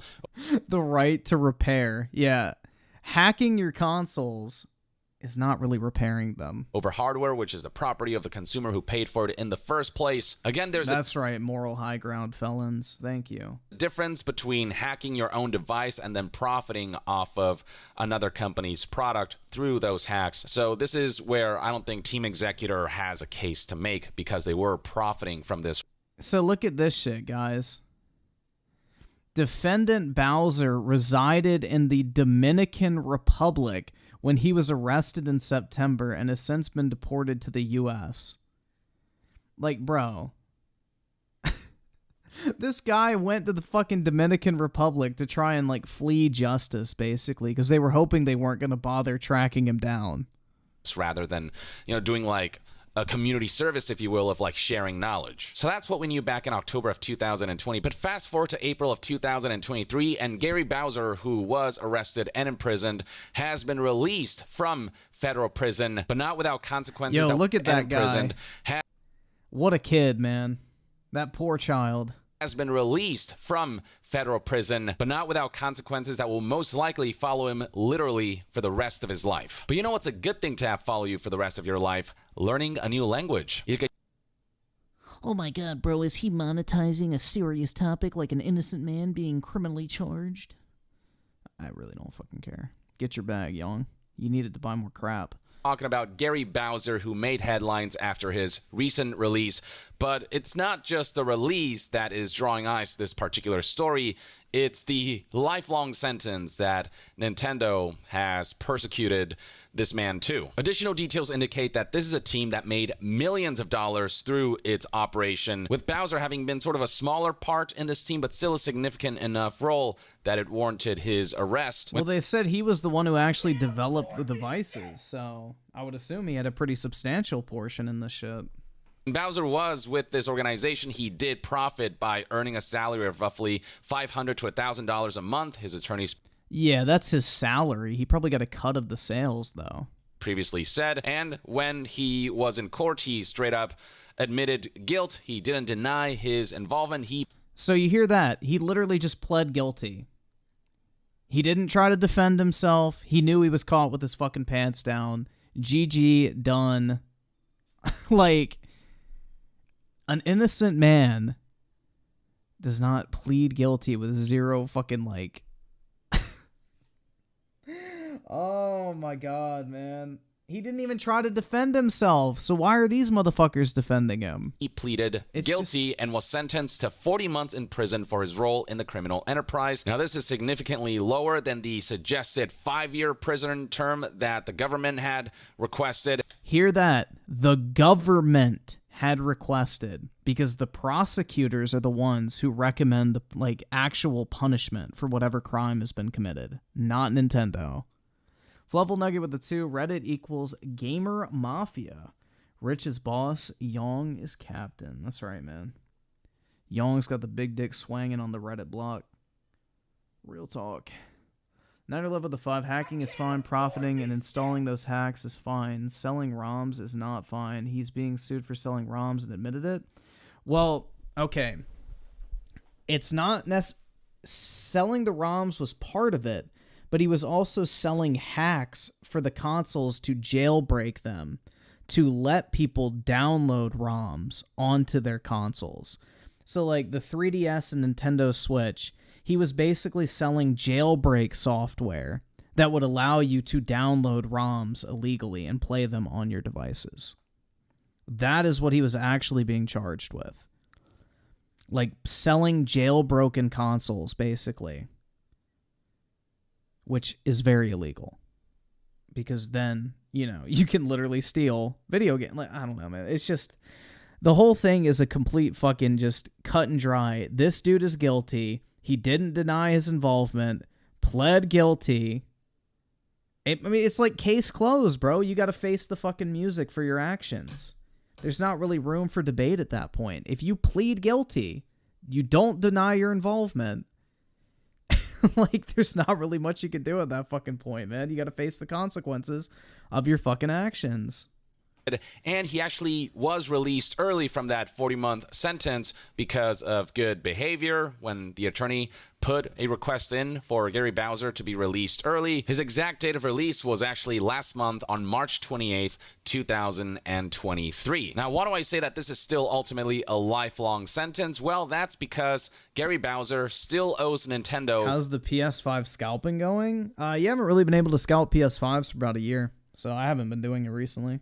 Reparations in the millions of dollars, as reported here by Torrent Freak based on information that Gary Bowser shared in an interview with Nick Moses. So this is the terms of agreement that Bowser relayed to the public, the agreement with Nintendo is that the maximum they can take is 25 to 30% of your gross monthly income, and I have up to 6 months before I have to start making payments. These are monthly payments that will contribute to the restitution that the court has made Bowser pay, a grand total of $14.5 million. It is this huge debt, essentially, that Bowser owes to Nintendo.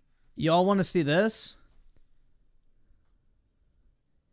As part of a consent judgment, he agreed to pay $10 million to Nintendo. So this is the thing, bro.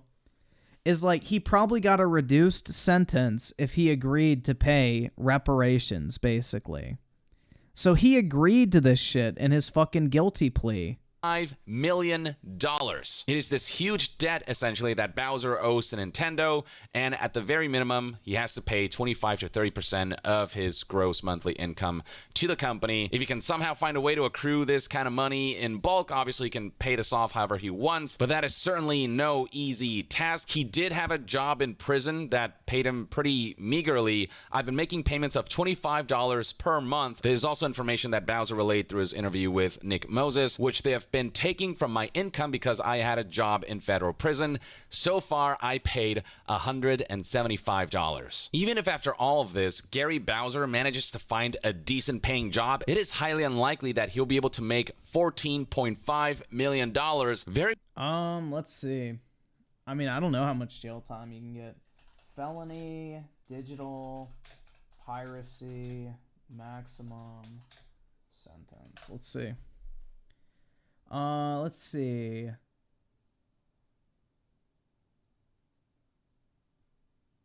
Most overt acts of piracy come with a mandatory minimum of life imprisonment, while others carry a maximum of 10 years in prison.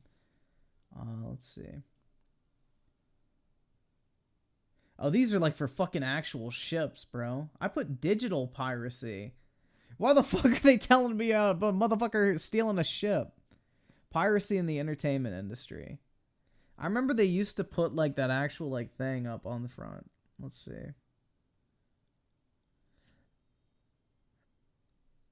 Oh, let's see.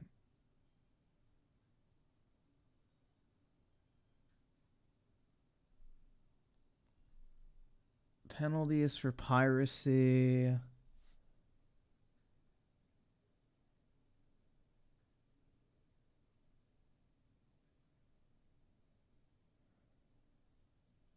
So penalties for a copyright infringement conviction may increase if the defendant has previous similar convictions, made more than 10 copies of copyrighted works. So that's probably the part that got him fucked. And committed copyright infringement during a period longer than 180 days. This happened for over a decade. Or infringed copyrighted material worth more than $2,500. Yeah. So, yeah, bro. I think every single one of those fucking categories just got checked off.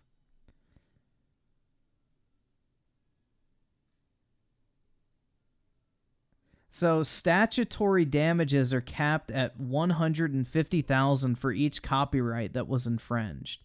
So, I'm guessing what they did is they did a line item of every single, I guess, pirated game that he sold. And they're like, all right, 150,000, 150,000, 150,000, 150,000, 150,000, 150,000. And they probably added all that shit up and said, all right, you pirated X amount of fucking digital products, 150,000 a piece. So, yeah, no, this is a very severe crime that he committed. So, I don't know, man. Pretty cut and dry, in all honesty.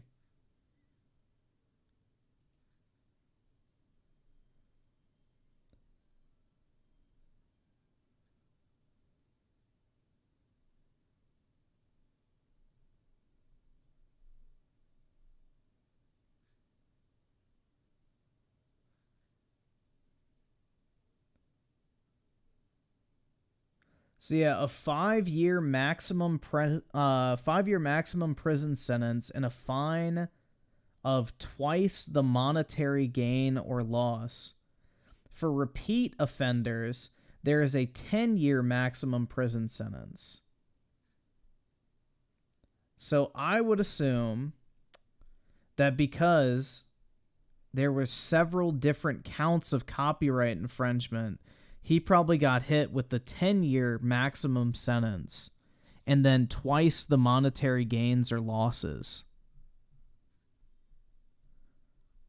That's pretty fucking hard, man. Yeah, and I think probably the thing is they said, we'll give you 40 months with the possibility of parole after 12. Because usually that's how they structure deals. And you know, like, okay, I'm going to get out in 12 months. Unless you do, like, some wild shit in prison.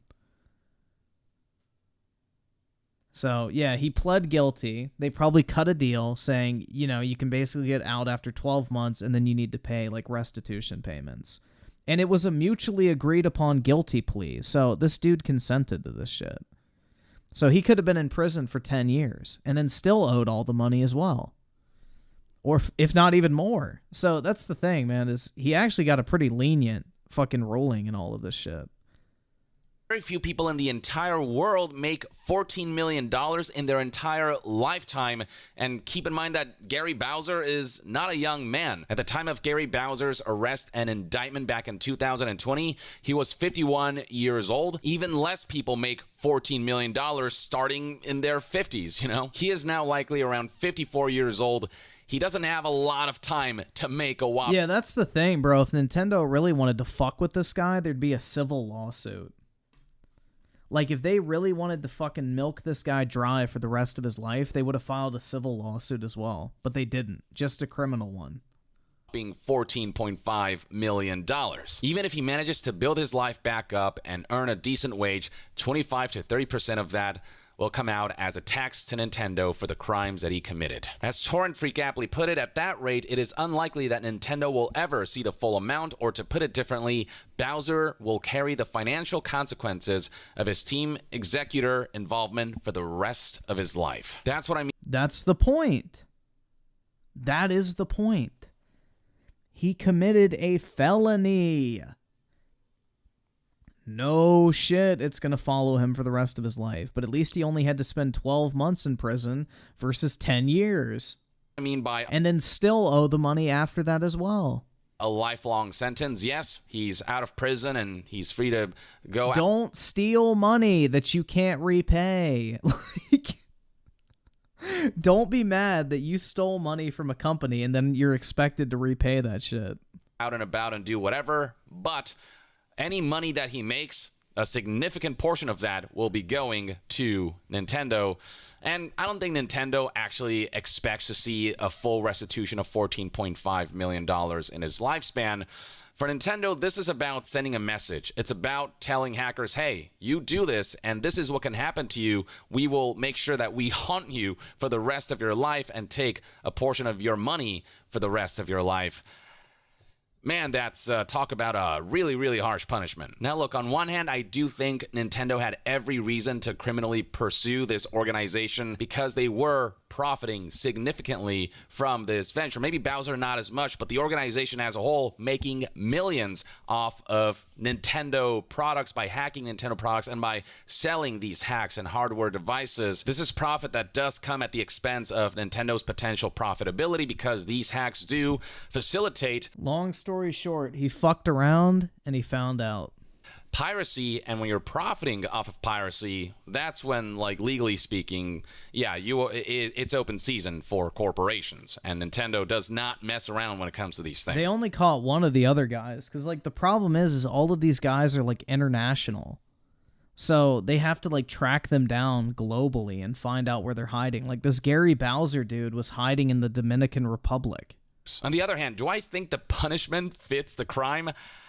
I don't think so. I think Gary Bowser is being made to be the scapegoat to, again, send that message to let all the hackers out there know, hey, we're going to come after you and we're going to make the rest of your life miserable. But it's like there are plenty of worse crimes out there that get punished less severely. This guy did not engage. Like what?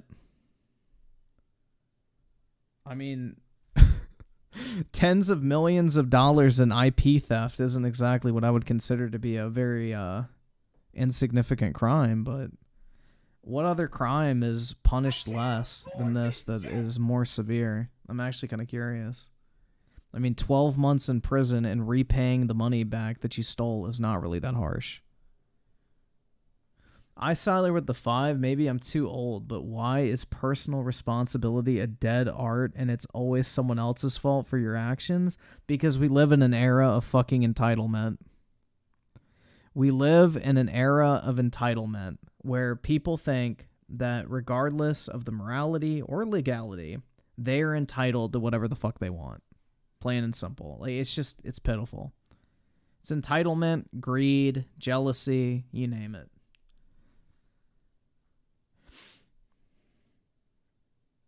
Child diddling? Bro, I'm pretty sure like fucking child molestation is extremely harshly punished. Let's see. Child molestation. Maximum sentence. 10 years to life. It depends on the state, but it looks like 20 years for a first offense and 10 years to life for subsequent convictions.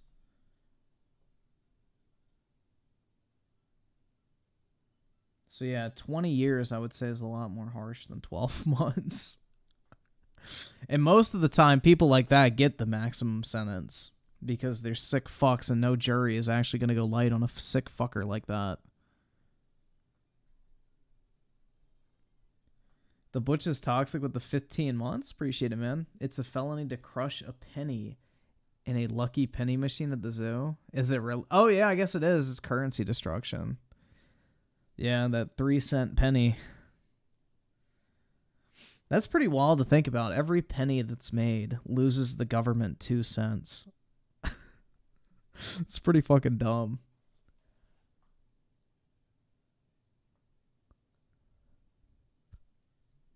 Engage in crimes against humanity. It's like there are points where we cross a line where the punishment is less humane than the crime committed, you know? Like totally this. It doesn't matter, bro. The US and Canada share legal records with each other. Like if you do a background check on a Canadian national, for example, you can find like their fucking criminal history and everything like that.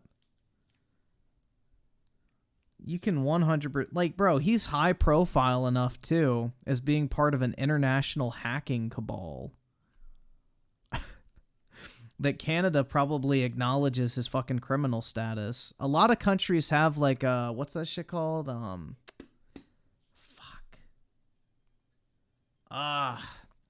It's like where one country acknowledges another country's authority. I forget what that shit's called. Restitution or something like that.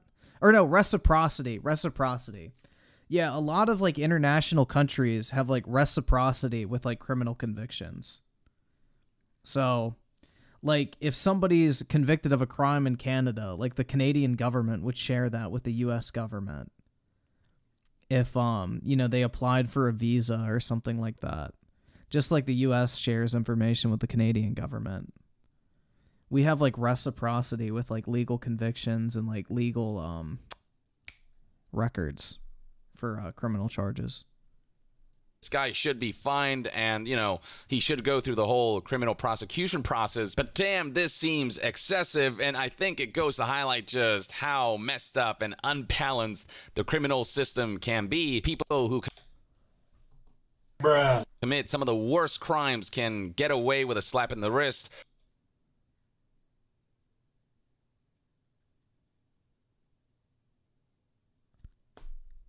Could we get an example? Whereas people like Bowser who, yes, like hurt a corporation, but that corporation is still making billions and billions. Oh, here we go. It's justifiable because, you know, they're still making billions of dollars.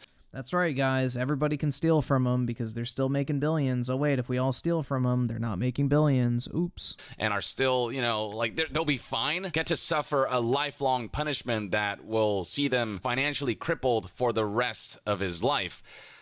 But look, at the end of the day, unfortunately, these kinds of deliberations can happen. So at the end of the day, what you don't want to do is risk it. like this. You don't want to profit off of emulation, hacking, you name it. Like, it's one thing to put that stuff out there for game preservation purposes, and, you know, There was that dude that just shot that little kid in the head that was locked up for 2 days. But yeah, did he get out on bond? Or was he just... Yeah, there's a big difference between actually being convicted and getting out on bond. Like, most people get out on bond. Until you're actually charged, you know, you're not considered guilty. Or no, fuck, not charged. Until you're convicted, you're still innocent until proven guilty. So you can get out on bond in a lot of cases. So he's not, like, actually free and clear of the charges. He's just out on bond. emulation has its benefits of being able to essentially enhance your gameplay experience, because you can, you know, take a 30 FPS game on Switch and make it 60 FPS and upscale the resolution and make it look better. And, you know, there's utility behind emulation that isn't just all about, like, piracy and stuff. But that has to be sort of very much a community service kind of thing, where you're not profiting, but rather just sharing that knowledge out there so that people can individually choose whether they want to partake in this kind of activity for themselves, for their own purposes, use the product that they bought however they want, but without profiting off of Nintendo's products and Nintendo's work and damaging the company along the way while making money. Like, that's where it can become very much a case of clear-cut theft and piracy. This guy is suffering the consequences of his own actions, and, like, this is all completely on him. But at the same time, good lord, is this really the kind of punishment that this guy deserves? At least Yong's acknowledging that he's the one at fault. You know, it's not because Nintendo charges $70 for video games that his hand was fucking forced. He was left no other choice when Nintendo raised the price of Breath of the Wild 2 to $70. I don't think it has to go this far. Gary Bowser wasn't even a leading figure in the operation, and yet he's being punished like he was the head honcho of all of this. Most people knew him as Gary OPA, the operator of Max Console, a website that regularly reviewed Team Executor hardware and other hacking tools. Not to mention, financially, Bowser's role was also rather limited. Again, paid only $500 to $1,000 a month. It's not a whole lot of money that Bowser specifically was profiting, and yet they're treating this guy. But dude, they do this shit with fucking drug lords and shit. They, like, go after the little guys with, like, the fucking hammer of justice to scare the ones up top into turning. This is the classic fucking, you know, cartel takedown method. You go after the little guys, work your way up the fucking chain of command, and scare the shit out of them until they fucking, you know, snitch on the top. Welcome to the real world, motherfuckers. You know? Whoa! Welcome to the real world! Don't join an international hacking organization that is committing crimes if you don't want to do the time. Hell yeah, dude.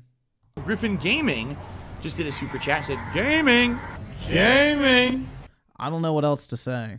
Like, don't get involved in a fucking criminal organization if you don't want to go to fucking jail and you don't want to face financial consequences. Party members of the 5 people act like all he did was download old GameCube games. I hate to sound like a bootlicker, but this guy had it exactly. He did this for over a decade, bro.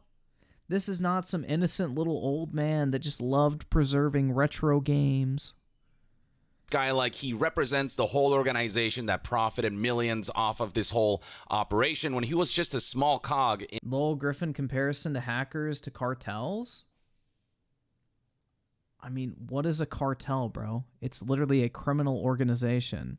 What is a group of hackers working together towards a common goal? That's basically a cartel. Like, both are organized groups of criminals working towards a common goal of making money. I don't really see how there isn't a comparison there.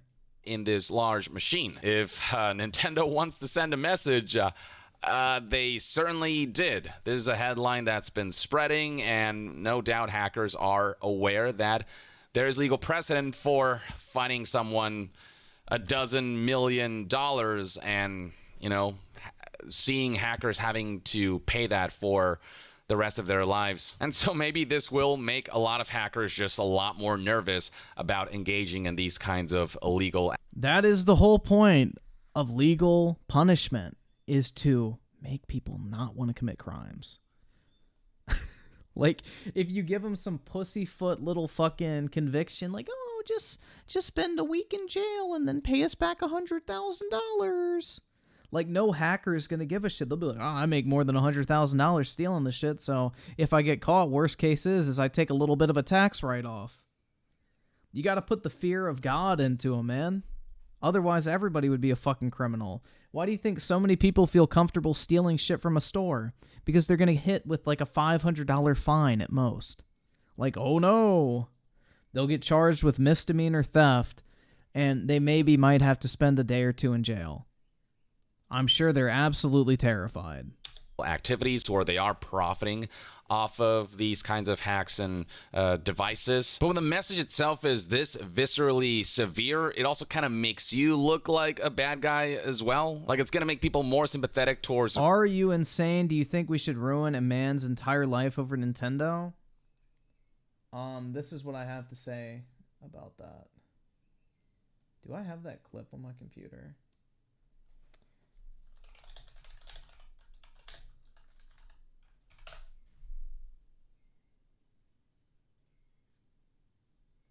Done that yourself.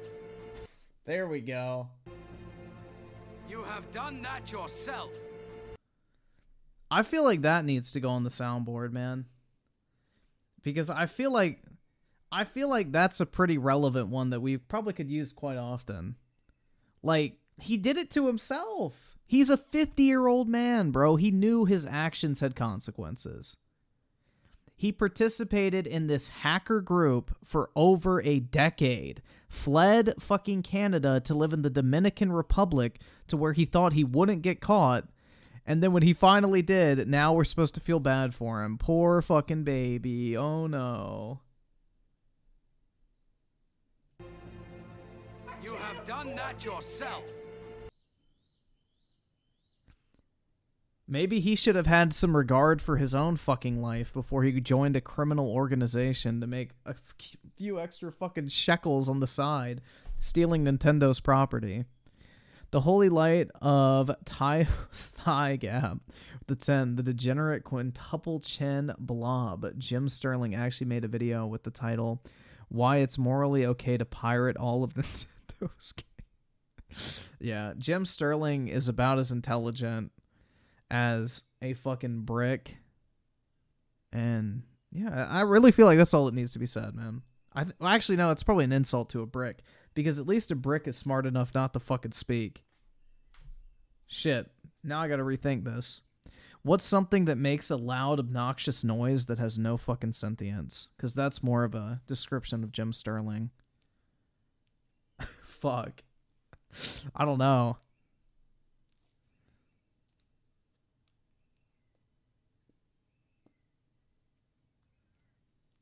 But yeah, I feel like even a brick is smarter than Jim Sterling, because at least it doesn't open its fucking stupid mouth. A criminal because the punishment does not fit the crime. Yes, he did something stupid, but does he really deserve this? Yeah, there you have it, folks. That's kind of the story, and this is what Gary Bowser is currently facing. Let me know in the comments below what your thoughts and opinions are on this whole story. Do you think Nintendo's being too severe? I think Yong's video was much more fair than Rich, who was literally like going with the argument of, well, if you didn't want to get raped, don't wear a short skirt. I mean, that's literally what Review Tech's video boiled down to, is basically blaming Nintendo for this entire thing. I mean, Yong's video was much better. And you guys know I'm not really a big fan of Yong, but this was a much more fair video than fucking Review Tech, basically saying like, well, if Nintendo didn't want to get raped, then it shouldn't have wore a skirt. Like, that's basically what Review Tech's video turned into at the end. This shit was fucking terrible, man. Absolutely fucking terrible. But yeah, that's the big Nintendo controversy. I wonder if Dreamcast guy covered this as well. Nope. Yo, what the fuck? I type in Dreamcast guy and then there's like a dude grabbing titties and ass. Like, the fuck? Bro, what is this shit? Nintendo is insanely cruel. I do not want to sit through him.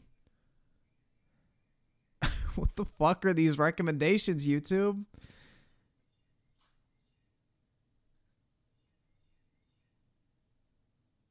Oh my god.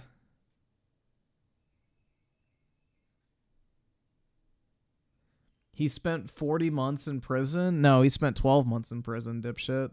Why don't you stop watching anime?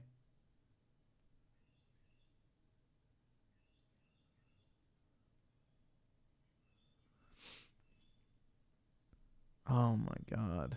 Alright, we need a palate cleanser, guys. This is a very expensive expansion. It's a big piece of DLC for Horizon Forbidden West called Burning Shores, and that's kind of why I want to discuss it, is that I very much loved the base game of Horizon 2, but I was always kind of curious about what's coming next. It set up a lot of expectation, it built a lot of interesting new lore, and now we kind of understand where Horizon 3 is going to be and why it's going to be better. Let's discuss. What's up, gamers? Dreamcast Guy here. Hi, hope you're having a great day.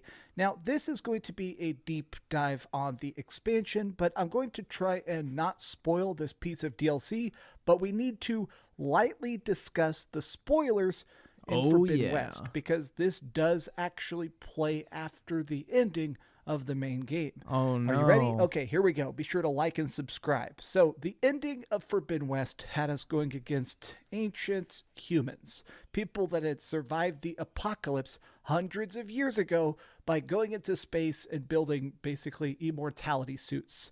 Well, at the end of the game, we kicked all their asses. We figured out that, hey, it turns out they are actually very susceptible to being shot in the freaking eyes.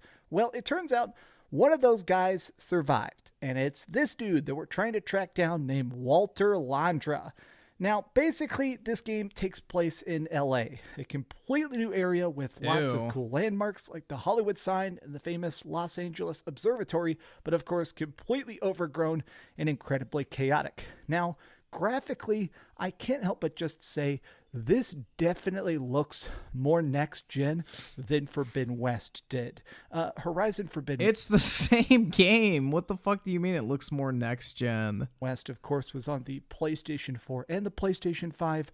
Burning Shores is only on the PlayStation 5. Is this a standalone DLC, or is it like actually embedded in Horizon Forbidden West? If it's a standalone, that makes sense. But if it's literally just a piece of DLC, it doesn't make any fucking sense. This is a DLC exclusive to the next-gen console, and you can definitely tell.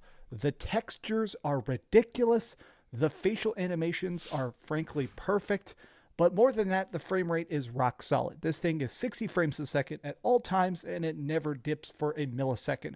You know, in this time where we're starting to see more 30 frames a second games pop up, it's nice to see a game that can actually... What's a standalone DLC? Like Spider-Man Malcolm Morales. That's a standalone DLC. Or Infamous Last Light. Or Uncharted Lost Legacy. I'm trying to think of some other ones. Sony does quite a bit of them. They look decent. But the real question here is what's different and what's better about this? Honestly, I love the new companion we get in the Burning Shores. As soon as we land, we encounter this young lady. Bill Clinton with the 2. I played Horizon Forgotten West. This looks the same. Yeah, I don't know, bro. Well, I mean, it's a DLC, so it should look the same. I don't really know why anybody would think it looks different, but whatever. Named Seika. She's brilliant. She is actually some of the best writing as a character we've ever seen in Horizon. I've always loved Aloy a lot, but this new companion, this too bad she'll never love you, partner that teams up for the entire bit of DLC, she is great. She goes with us. She actually will double team in fights. There's puzzles where you solve half of it and she solves half of it, and it feels so great. There have been a lot of rumblings and rumors that apparently Horizon 3 may be fully co-op. If that's true and Seika is the one that joins us, I'm going to buy it. I literally love Seika that much. She is a new character that instantly feels established, well acted, well presented. She fits with Aloy's vibe so freaking perfectly. I bet she does fit with her vibe, if you know what I'm saying. But the best part of this is, honestly, I like exploring this new area. I like seeing the new side quests, like helping out this new tribe establish their hierarchy, building up their base, trying to get the new sets of armor that they have invented. And they've added in new weapons, new monsters, and new skill tree talent points. Now, I don't want to spoil stuff too much, so we're Cameron with the $1. Appreciate it, man, but I hate to do it to you. You're broke! You're fucking poor! We're mostly going to focus on the weapons and this big new crazy creatures that pop up. One of them's like a big poison frog. This thing, it hops, it sprays, it sucks in the best way. Now, the other main creature you encounter a lot is a new rideable mount called the Water Wing. This can fly or dive under the ocean. Now, this is a very aquatic part of the map. In fact, as you're going through this DLC, parts of it start off locked up. There's like these defensive towers that'll shoot anybody down, but as it progresses, you fully unlock the map and the ability to just water wing everywhere. It's cool to be able to fly and dive and swim while mounted. It definitely changes the dynamic, but I'm actually more happy about the completely new weapon that's called the Spectre Gauntlet. At a certain point, you pretty much steal a 3D printer machine gun, which has a ton of ammo, and it actually has an auto homing missile system. Whenever you do it, you do the typical thing where you like hold L2 to aim and R2 to shoot, but if you press R1, you shoot a little lock-on dart. So you can actually like scan an enemy, see what its weak point is, lock onto it, and then shoot every bullet directly into its weak point. Now, to make this They added journalist mode, it sounds like. balanced, it saps your exhaustion as well as your ammunition, so you can't just instantly kill every single boss with it. But it feels different. It feels more advanced than some of the previous tech we were using. They turned it into Crackdown 3. And against the stronger foes that are showing up, I definitely think it is well used. Now, to accompany these new weapons and talent points, we also have a lot of new style of locations. Of course, you're still going to see a lot of like blown out buildings and crazy wreckage and stuff like that, but I actually really appreciate a lot of these LA landmarks. Specifically, my favorite one, there's like a holographic version of Jurassic Park. You go to it, it's called Dino Digital, and people would go to this fake Jurassic Park and battle against big holograms for a fee. And you get to sneak through it with all of the dinosaurs pretty much just sitting there looking cool, but you end up hunting a bunch of like evil tribesmen while trying to creep around these 50-foot tall fake T-Rexes and stuff. It feels different. It feels new, and definitely it looks brilliant.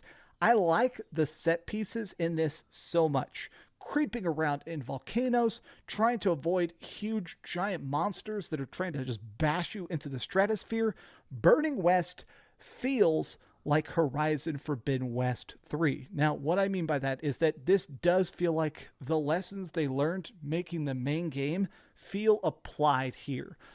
LA has never looked so good. Cannot wait to see whatever the heck the next game is, especially when it comes to the acting and writing.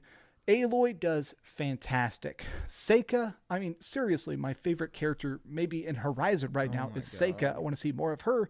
And we also got a chance to see the late, great Lance Reddick. I think Rule 34 has you covered. Rest in peace. I actually love Lance Reddick a lot, and unfortunately he randomly passed away. He is here as Silence, and it sort of sets him up as a main character in Horizon 3, so I'm not really sure how they can possibly replace him. Lance Reddick is a truly once-in-a-generation actor. He clearly cares about this universe and the material, so not having him does kind of feel like a big blow, but I guess we'll see how This bitch thinks she's in fucking Braveheart now. they deal with that. Now, I have to say, overall, I really enjoyed this DLC. I do wish it was a bit longer. It took me about 4 hours to finish the main story itself. I did do some side quests and unlockables and finish off the map and stuff, and it does feel good, but that $20 price tag does still feel pretty steep. I kind of wish it was like $15 or something. I mean, I did pay $70 for the main game, $20 for this. So is this $90 of fun? I mean, yeah, it's still $90 of fun. But, you know, I'm a cheap ass. I want the best deal on the best games. Graphically, Talent tree wise, everything across the board is a straight up improvement from standard Wait, did he say this thing's $90? Holy shit. Horizon Zero Dawn. I mean, this is Forbidden West 2.5. I really can't even think of any other critiques. They've improved everything I wanted them to improve. They gave us new costumes, they gave us new currencies, they gave us new crafting, they gave us new stuff to do, they gave us new enemies. It's just more. If you liked Horizon Forbidden West, you kind of have to buy this. Oh, it's $20? Okay. I mean, still, this game should not be $70 at this point. They literally gave it away with every console for like a year. I mean, it just feels like that next good continuation. And really, it's something that will push the boundaries of your PlayStation 5s graphically. But that's just my thoughts. Thanks for watching. If you enjoyed this video, give it a big old thumbs up, share with your friends, and subscribe if you haven't already. And please keep dreaming. And this video is dedicated to Lance Reddick. Bro, before I can even play my PS5, y'all gotta super chat me to take it out of the box. Because I still haven't taken it out, bro. I just don't want to have to set it up, if I'm being honest. Because then I gotta crawl on my hands and knees underneath my desk and like plug it in and shit, which sounds really hard, bro. That's a lot of work. Seriously, it actually, they saw that on his Steam account, the last day before he unfortunately passed away, he was just sitting on his couch playing Destiny 2. The man was Well, if he was on his Steam account, he would have been playing at his PC setup, but a real gamer. Thanks so much for watching that video. If you want to see something else, you can always click this link to see what I put up last, or, you know, subscribe and see what's coming up next. Also, I promise that whatever I do, it'll try not to suck. The Final Fantasy Pixel remasters have finally come to consoles. This morning, it launched on the PlayStation and the Nintendo Switch, and I've been playing the heck out of it. Another Square Enix game skipping Xbox. These are actually better than they were on Steam, and I want to talk about the changes they've made to improve this already perfect experience. What's up, gamers? Dreamcast Guy here. Hi, hope you're having a great day. If you could like this... Yo, did you guys hear about that one game that's releasing on every single platform other than Xbox and is also coming to fucking Netflix? Have y'all heard about that shit? There's literally a fucking game that is releasing on Netflix instead of Xbox, along with every other single platform. Like, dog, that's such a fucking, like, that is such a fucking sneak diss, bro. You're releasing on every single fucking gaming platform, including fucking Netflix, and you're not releasing on Xbox. Like, Bruh. That is the ultimate just straight up middle finger, bro. Video and subscribe if you haven't already. So I am a mega fan of Final Fantasy. I think these games are incredibly good. They're fun, they're quirky, and now they've managed to improve them even beyond their typical classic scope. You see, old school Final Fantasy always had a very strange problem with it. If you actually played something like Final Fantasy 15, Timothy Marco the 2, look at the party member's name on the footage. Hold on, let's see. Oh my god. Subscribe. RGT85 sucks. Like the video. Butt Blaster. I guess that's his character. they're fun, they're quirky, and now they've managed to improve them even beyond their typical classic scope. You see, old school Final Fantasy always had a very strange problem with it. If you actually played something like Final Fantasy 15 and you were like, okay, I want to check out the old stuff, you had to pick up all sorts of different consoles, track down physical discs. No, you don't. You can download that shit. Actually try to find how I thought piracy is based now in the gaming community. to play games like Final Fantasy 4 and Final Fantasy 6 and Final Fantasy 2. Well, the other problem is that they actually made sometimes 5 different versions of each of these games. There is 5 separate versions of the original Final Fantasy 1, and while I have played that, some are definitely better than others. So what they decided to do here, the goal with Square Enix, was to basically make a final perfect version of these classic games. better sprites. Yeah, I think game developers are starting to realize, like, if we don't put our games in the Game Pass on Xbox, they're not going to sell anyway, so why even fucking try? I mean, let's face it, guys. How many people are actually buying indie games on Xbox? They're just going to download that shit in Game Pass instead. So unless a developer is going to get that Game Pass check, there's no point in even really releasing it there. Completely rebuilt the entire menu systems to actually be a lot cleaner. They fixed every single glitch that existed in the original games and, well, honestly, just made them look a lot better to glance at. So this is 1 through 6 all in one big package, and they're spectacular. Now let's talk about the changes that exist specifically in these consolifications of it. Now I've played this on the PlayStation here, playing this on my PlayStation 5 actually. Bro, I don't know why you'd want to play a game like this on your PlayStation. This is like the perfect Switch game in my opinion. And the biggest thing that... This is like the perfect Switch game, I feel like. Because like these are not games that I would want my entire TV dedicated to. Definitely looks better is the new font. So when they released this on Steam, for some reason they gave it this really scrunched up teeny tiny font that really I don't understand it. It just actually looked downright bad. They've replaced it with what they're calling the retro font. It's ever so slightly pixelized, and I think it looks great. No, some mommy. people still have some issues with it. I have seen some people on Twitter actually complaining that the font is a little bit glitchy. I've seen some people actually say that it still looks rather tiny if you're playing this on a like Nintendo Switch Lite. But as a person do you know what else looks tiny? Playing this on a 41-inch TV, I think it looks absolutely spectacular. Now, the other additional change they've put in here that I am completely in love with is the boost system. So now, whenever you want, you can go into the menus to make it where you get more experience points for every single fight. You can get more gil. Yo, that's nice. Bro, I may actually pick this up. That sounds really fucking good, honestly, because I don't want to sit there and fucking grind in an old-ass game like this. I would actually probably play these. Which is the dollars and currencies in this. You can make it so you get more actual activity points, so you can actually level up your magic, or in Final Fantasy II, you can make it where you gain passive skills quicker, or you can turn off random battles. Now this is all very cool on its own because it really streamlines the experience. If you're somebody that's trying to play through these games for the first time, maybe you don't want to do a ton of the grinding. These games definitely did require the... Did Square Enix come out and say that the game is not coming to Xbox because of an exclusivity deal? Because why would Sony pay for an exclusivity deal for Final Fantasy and then allow it to release on the Switch? That doesn't make any sense. Like, if they really wanted an exclusivity deal, why would they pay to keep it off of Xbox, but not the Switch? The Switch is bigger competition for Sony in Japan, where Final Fantasy is the most popular. That doesn't make a bit of sense, man. Party members of the 5, I'm wondering how well games sell on Xbox compared to PS5, PC, and even Switch versions.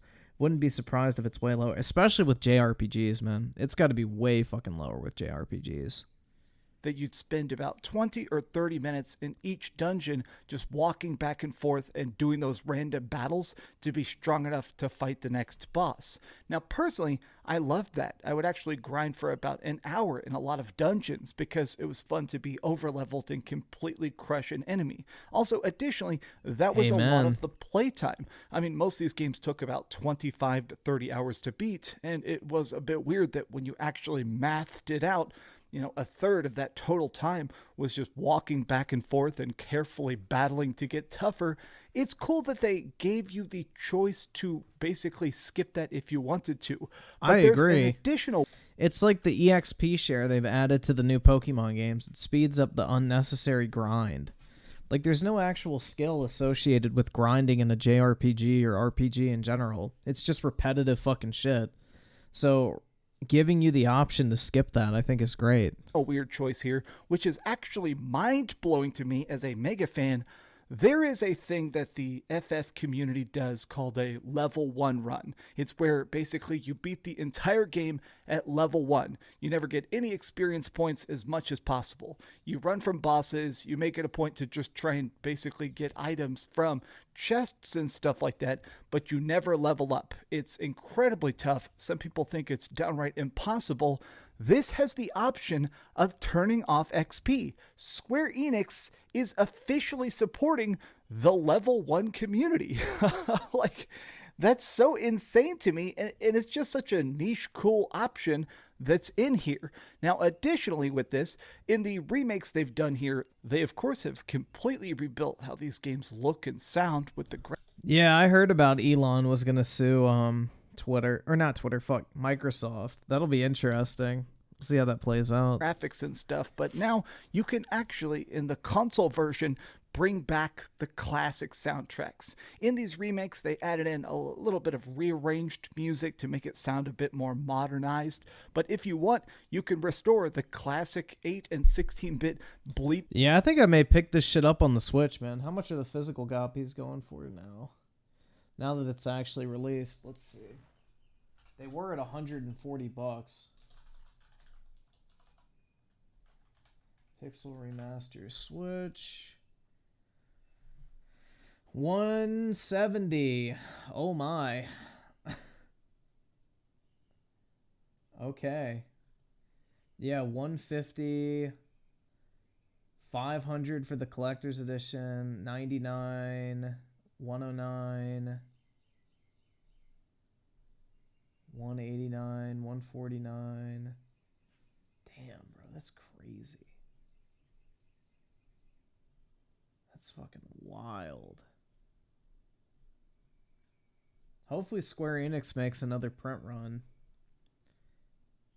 Because I bought a couple of them to keep sealed, but I don't want to open those. I was going to buy another copy to like have for personal, but shit, I may just buy the shit digital at this point.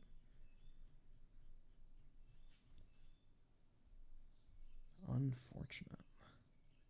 And bloops, which to me, I think that's freaking great. Yeah, I just didn't want to have like 6 individual. All right, this is really OCD of me, but I just didn't want to have like 6 video games installed on my Switch at the same time. I wanted it to be like on one cartridge, so then you like open it up and then pick which game you want to play. Because I imagine if you buy it digital, it installs each one of them separately. But if you bought it on like the cartridge, it would open up a menu that would let you like pick, I want to play 1, 2, 3, 4, 5, 6 or whatever. That's how I would imagine it, just from what we saw on Dreamcast Guy's PlayStation dashboard. But I don't know, maybe it does just have all 6 of them separate no matter how you play it. But I hate having cluttered UIs, and my Switch only has like 3 things installed on it right now, and I like the way that looks. I actually have a big soft spot specifically for stuff like the original Final Fantasy 1. The soundtrack is very, very basic. I mean, it was made to actually be on, obviously, an NES back in 1985. Wasn't exactly advanced, but I really actually enjoy that. I think it's cool how retro it sounds. You can just choose to play that original music in these versions. But here's the coolest thing to me. There is full trophy support if you play this on PlayStation.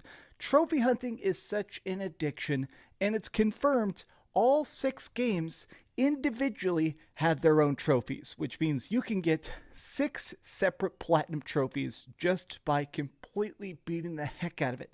But here's why that's so cool. I want to actually explain this. Final Fantasies 4, 5, and 6 actually have some of the first side quests ever. How are you so much online so you defend Nintendo? You're really breaking records. Griffin Gaming just did a super chat, said, Gaming! Gaming! Anybody want to fucking translate what the fuck that means? Because I don't know. In any RPG, like ever, the first game to actually make it where you're not just trying to save the world, you're trying to collect ultimate weapons and get crazy summon magic and stuff. They actually put in those completionist trophies for just that subtle bragging rights to say, not only did I beat these old school games, I platinumed them. That is fantastic. I'm actually impressed that they really decided to take every criticism, every compliment, everything the community has been asking them to do, and just put it into one big, glorious package. Now, I do want to make it clear, these remakes are better in a lot of subtle ways that new fans are going to find more approachable. It means you're a delusional Nintendo fanboy that likes 30 FPS. That's right, man. I love it. It means you lick the ass of a greedy company with shitty games because you're a lil baby who can't get any girls. Oh my god, bro. How did you know? How did you know? You're right. I believe in laws because I can't get laid. Wow. I think he really just hit the nail on the head, guys. I believe that theft is wrong because I can't get laid. Because no one stole my virginity.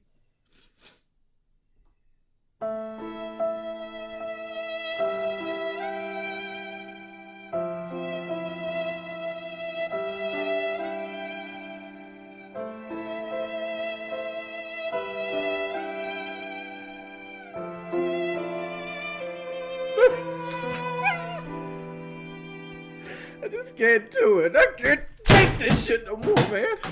There's an autosave checkpoint system. Whenever you enter rooms, it automatically just creates an autosave. So when you die against a boss, you can immediately try it again. There's small stuff like, you know, if you want to put on a retro CRT filter, you can change the way the game just generally looks.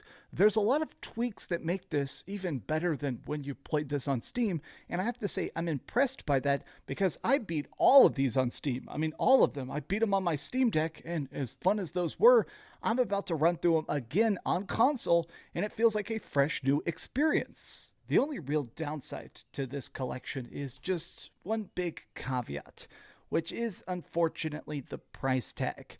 So you can choose to buy each of these games individually. Yeah, bro, I saw the fucking picture of Boogie standing out on or no, not Boogie, Keem standing on Boogie's front porch with the fucking pistol pointed up.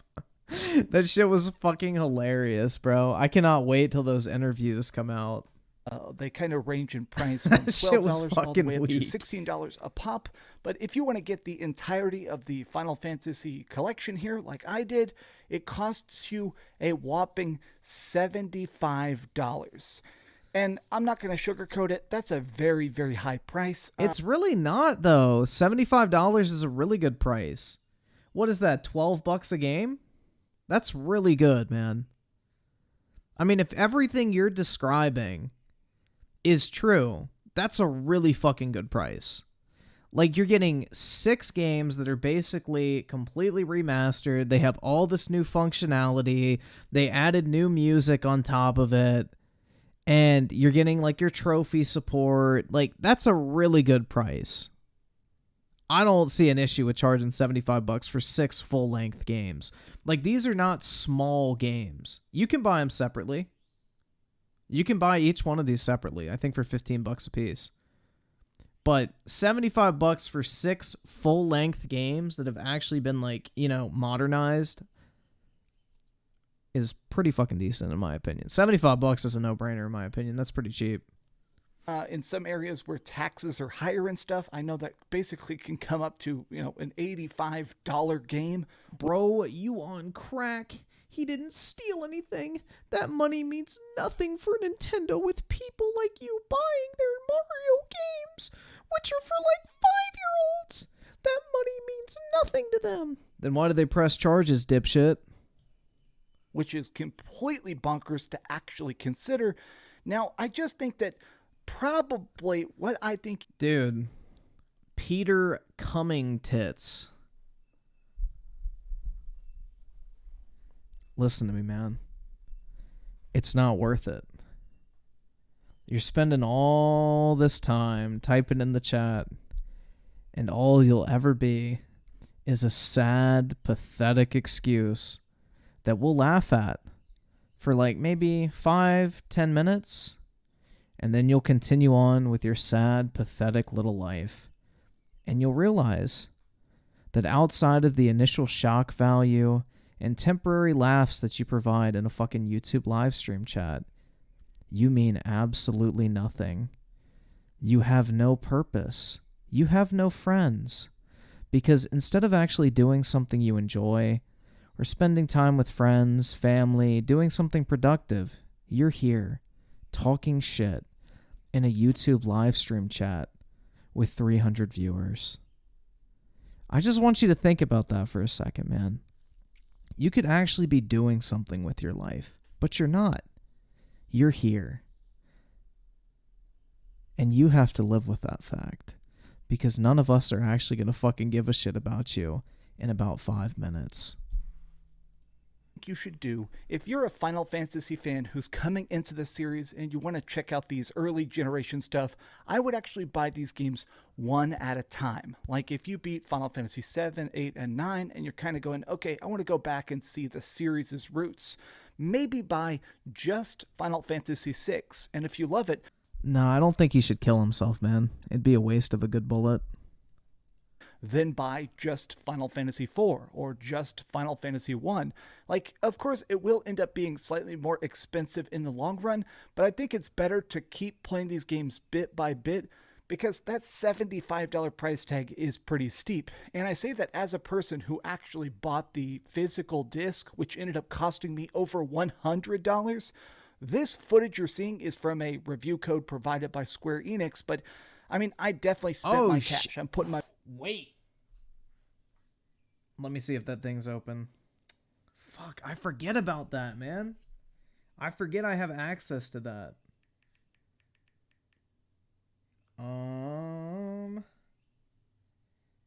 Where is that fucking email from? I always forget to do this shit with Square Enix, bro. I guarantee they sent me the fucking link for that shit, too.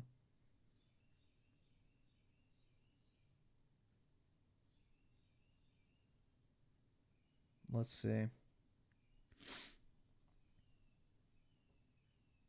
Let's see if I qualify. I'm going to see if I can get a free copy.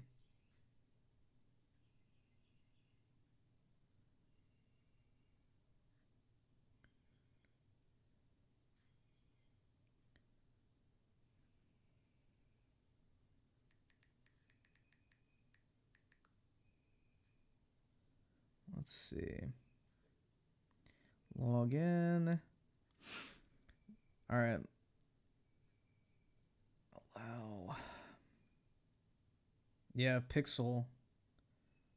Oh, they only have it for PlayStation? Fuck.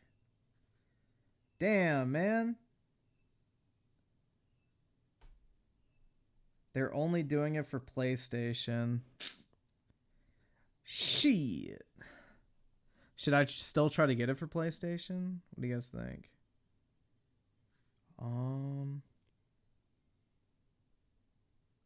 Apply. Agree. PlayStation 5 America. Why should you receive a game key? As a lifelong Final Fantasy fan, comma, I would love the opportunity to share my love of the franchise with my live streaming audience on my YouTube channel. There we go, man. All right, we'll see if I get it. Fuck, it's free, right? Why not? I'll probably never play it on PlayStation, but hey. My money where my mouth is. And this is a lot of hard work. There is a lot of passion to it. There is a lot of high quality fun hours of grinding and boss fights and incredibly deep story here. But I still can't help but say, man. I mean, shit, if I get it, I'll stream it. Why not? Couldn't you have got this closer to... I got the PlayStation. Might as well get some games for it. $60. Is that at all possible? Or even a straight even $70? $75 for this collection does feel a bit exorbitant, even as a mega fan. But what do you guys think? Are you excited for the Final Fantasy Pixel remasters? Tell me your thoughts in the comments down below. And if you enjoyed this video, please give it a big old thumbs up. Yes, I will stream it if I get the key. I'll stream Final Fantasy VI. That's like the best one out of the original 6 from what I understand. I've never actually played like any of the originals pretty much. I mean, I've like dabbled with them, but I've never like actually played them through.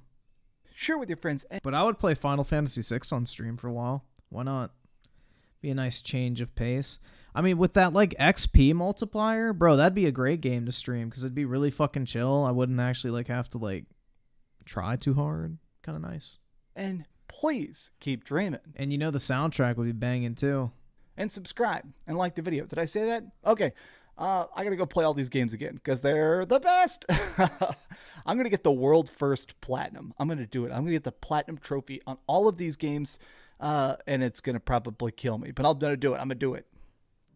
Thanks so much for watching that video. If you want to see something else, you can always click this link to see what I put up last, or, you know, subscribe and see what's coming up next. Let's see.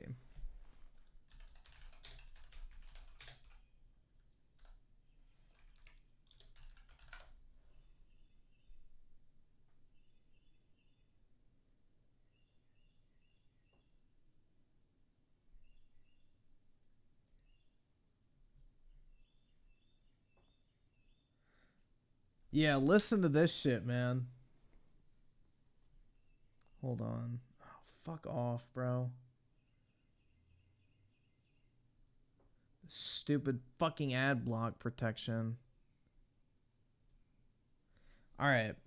So Final Fantasy Pixel remasters are releasing on Android, iOS, PC, PS4, and Nintendo Switch.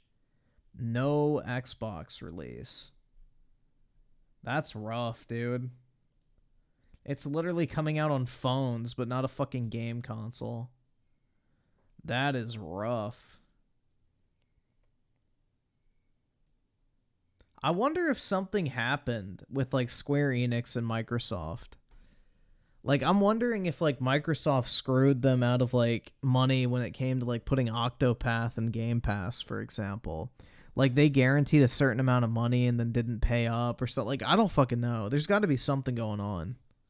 Like, why the fuck wouldn't they port a game like that to Xbox when they're literally putting it on cell phones? That's just, like, that doesn't make sense. Like, if it's that easy to fucking port over that it'll literally, like, run on a cell phone, why wouldn't you put it on Xbox as well?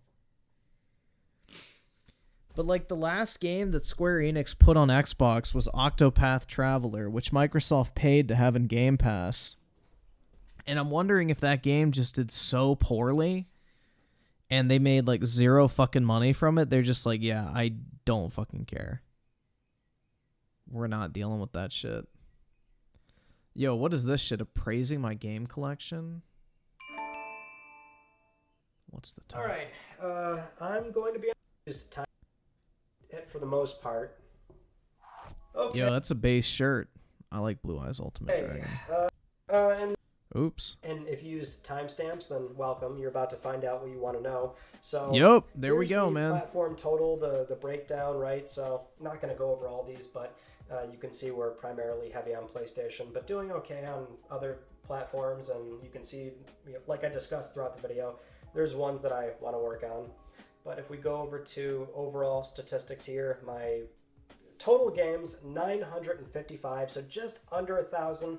And I'm likely over 1,000 with some of the duplicates that I took out, and I didn't count any of my games that I have in the back room, because those are just kind of slush games. But this is like, in terms of completeness and the library that I set up here, and now it's all alphabetized. That's not worth as much as I would thought, but I guess it's all used, so fair enough. 955.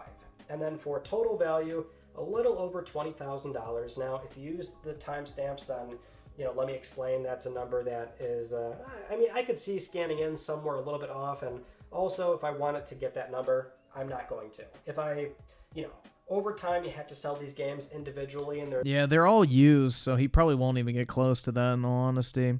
So, like, what you have to do right off of that is like you're probably going to get about 85% of the value if you put it in auction. Maybe even like 70%. So let's just say he'll get 3/4 of that value if you put them all up for auction.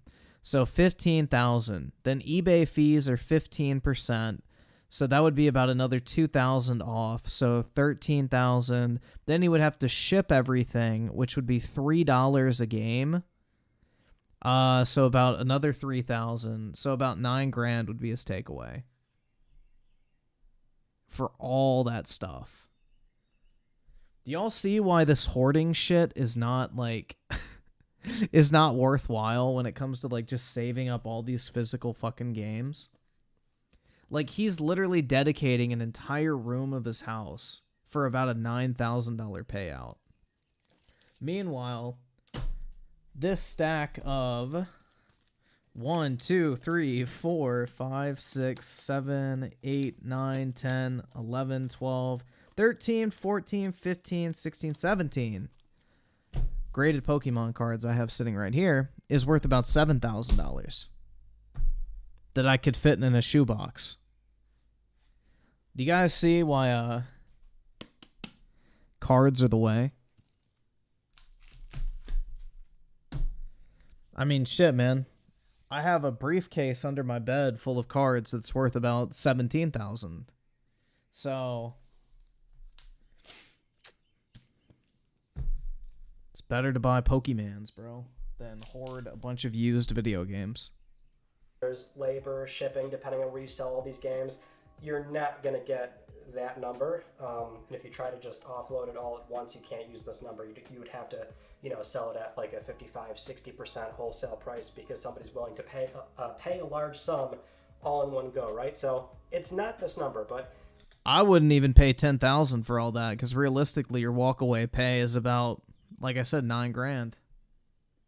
gives you If he was selling to a wholesaler, he'd be lucky to get about $6,000. a decent ballpark of like, you know, what you've accumulated over the years. And for me, this would be something where I stopped selling games around the PlayStation 3 cycle. That's what I'm saying, bro. Like, these guys who hoard these massive, like, walls of fucking... That's why I always call it the wall of virginity, man.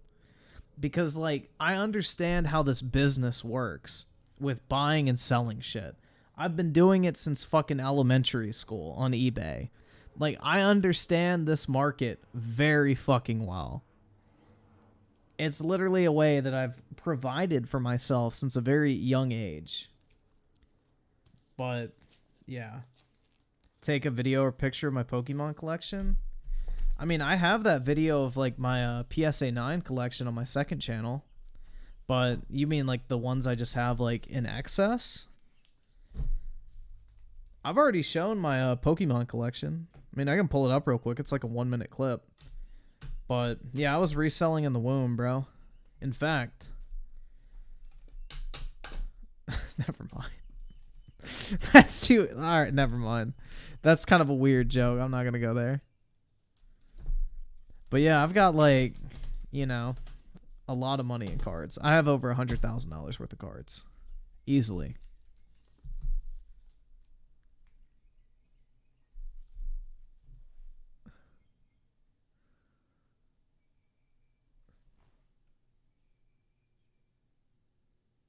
Looks like he's going to open up a store. For real, man, he could. And I have a few PS1 and PS2 that I never sold, but for the most part, from here onward, I kept them for, you know, we're talking 10, 15 plus years. Yeah, so factor in the amount of time he held on to all that shit, too. He had to hold on to that stuff for 15 years, bro. All that storage potential that could have been used to store other things that could have gone up in value. So, and then for most valuable games, I can believe for sure Pokemon Ruby and Sapphire is on there. Now, I didn't go back just yet and punch in all the ones that I have sealed, so it could be a little bit more, but I know for a fact... likely my most valuable thing would be my sealed Soul Silver, because I'm sure, you know, complete that would sell for... I think that's like $1,000. Let's see. Soul Silver sealed. Yeah, $1,200 if he has the Pokewalker box. That's what I thought. So about 1,000, yeah. Yep. Well, the Told you I know this market. base game is sealed, but I still have it complete with the Pokewalker and everything, which is Okay, yeah, he's got the Pokewalker, so $1,000. That in theory could probably go for hundreds. So that's likely my number one, but you can see most valuable games. Game value by platform, Nintendo Switch holding strong with that first party, so very little red, but still came in the top 5. And then you can see all this other stuff here. You can pause if you want, but yeah, that's it. So thank you so much for watching. Not sure how many more updates we'll really do on the room. I am still waiting on the one thing I want to put on this wall, so we'll probably do that. But in the meantime, that's basically it. So thank you so much for watching. If you haven't just yet, please consider subscribing for the best PlayStation news, reviews, and updates. I mean, it's a pretty impressive collection, I guess, but I just wouldn't want all that crap. But this is my collection, guys. These are, I guess, this is like my personal collection. This isn't my inventory. This is just my personal collection. My inventory would take probably a lot longer. And plus all of it's in like storage and fucking sealed up boxes and I don't know. I couldn't like get it all together.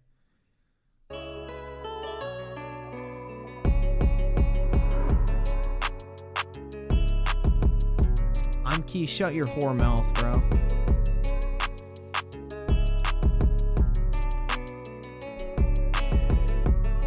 But yeah, this is my personal collection. I can't wait to see all the people in Archive channel bitch about Griffin and his Pokemon cards. Good. Let them bitch, man. They hate us because they ain't us, I guess. I don't fucking know.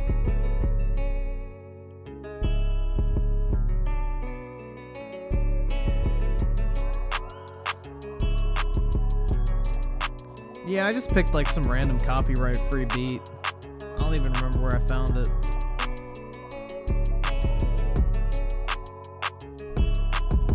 Griffin cards of virginity, that's right, man. One day I'll put them all up on the wall, and then I'll have my wall of virginity, but not right now. I can't secure them. I mean, that's a pretty expensive collection. I mean, honestly, I have more money in cards here, but not for long. I'm gonna send another batch of cards into my vault. My long-term holders.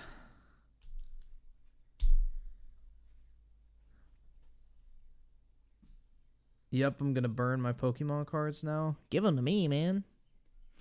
Dude, I spent so much money on those cards in a short period of time. Like last year alone, I spent $66,000 on cards. I made more than that, but you know. Just to give you guys an idea of the scope.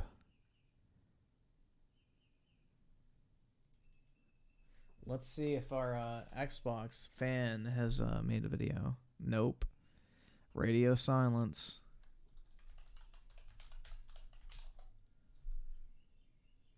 Nope. Still nothing. Nothing about Ghostwire Tokyo. That's interesting. I would have thought the damage control squad would have been out in full force. Pikachu lame? I agree. I'm not really a Pikachu fan. Should make a video about selling cards. I did write it off on my taxes because it was an inventory expense. I did. Griffin can't live without his cards? I really can't. Pokemon cards guarded by armed security? At the PSA vault they are, yeah. They got like fucking armed security there. I mean, there's way more valuable shit than my stuff in there. So that's where Logan Paul keeps like his valuable cards, is in the PSA vault. So that's like a $6 million card in there. Not to mention all the fucking sports stuff. That's just like insanely valuable. Recommendation, let's go. Oh shit, yeah, let me pull that up. I forgot. We'll do that real quick. I think I gotta do it in a normie tab.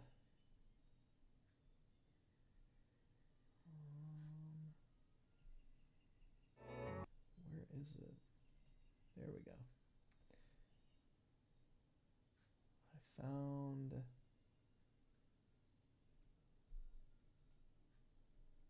All right.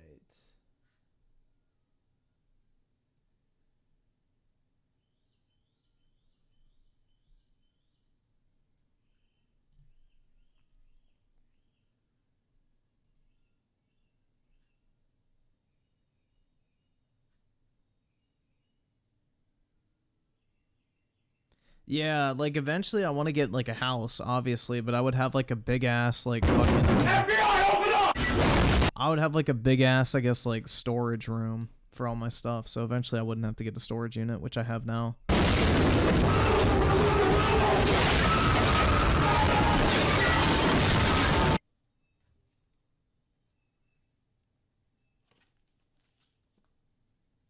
Oh look, I found someone with a mic. It's time for me to troll him. Well, you'd get banned for that immediately nowadays. Look at my new name. Oh, okay. LOLOLOLOLOLOL. Wait a minute. Let me make it better.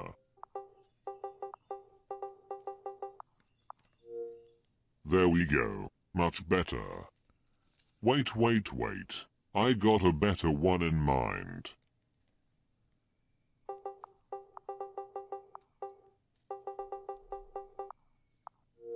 Now that is more like it.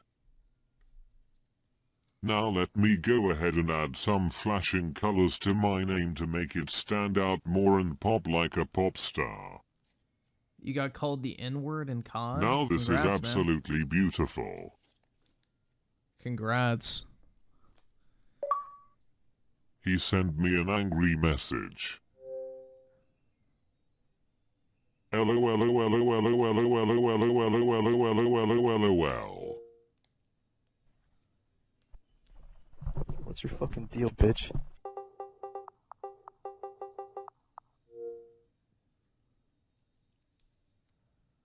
Well, fuck you too then.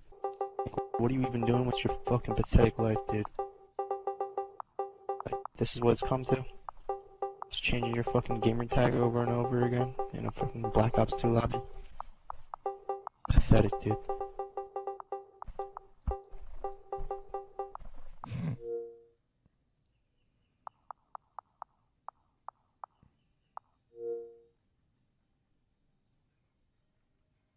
Dude, you're honestly fucking autistic, dude. Why is he Probably a whispering? little fucking kid. Your dad should have squirted you on the wall, man. Just saying. He did in the walls of the. Never mind. My man Kmart is not involved in this. Don't bring him in this shit.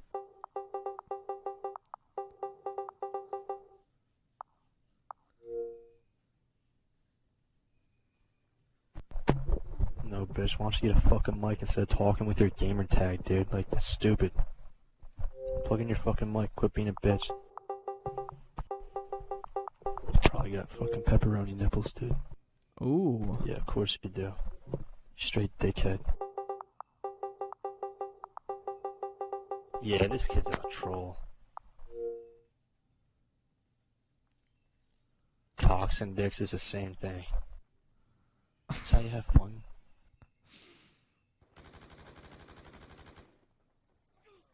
Look at him. Look at this shit. This motherfucker is modding. Is he playing like that fucking plutonium thing or whatever the fuck it's called? Is that what this shit is? Oh no. This infection user motherfucker just fucked up. Let me go ahead and change my name to his IP address.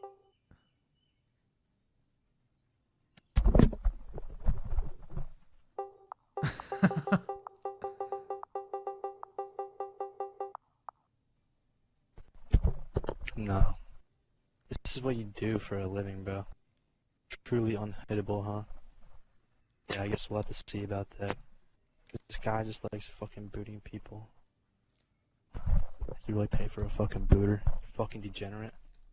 You're actually a scumbag, bro. I hope you know you're not special, bro. There's a lot of people like you. Dude, you actually have like Asperger's or something, man. You're just like flexing on a video game that you can't be hit. Like, what the fuck? Bro, what did your parents do to you, man? What did they do to you that you have to fucking whisper? Like shit. I'm not. Why the fuck you lying? Why you always lying? Oh my god. Stop fucking lying. She's so liar. You're the one who just started talking. That was a shit. good episode Why of did you change South your Park, fucking though. name, The man? fucking Asperger's one. In all honesty, that was a pretty good one. When Cartman had like the fucking KFC fart flavored hamburgers. Hey, faggots do what you're doing, bro. You probably have a fucking J tag. A J tag. That's a throwback. Ain't that a shit? Dude, this is getting ridiculous, man. Like, what the fuck? You're literally just having fun right now, bro. He's the head of Microsoft, guys. If you didn't know that. You should let your parents Look know. at this shit. This little infection user bitch has no idea who he is fucking with. He is about to have a very bad day. Just one moment as I get on my secret modding program on my computer so I can force end all of his games, that way he can't play a match. Everyone get ready for this shit. I'm about to force end all of his games while he is host and has host access to his mod menu.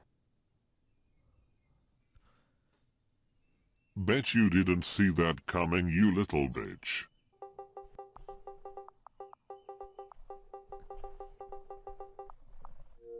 Now he is going to try to kick me out the game because he has access to host mod menu and is able to kick players out the game. We will play a game. We will play a game of who is faster. Let's see if he is fast enough to kick me before I end the game again.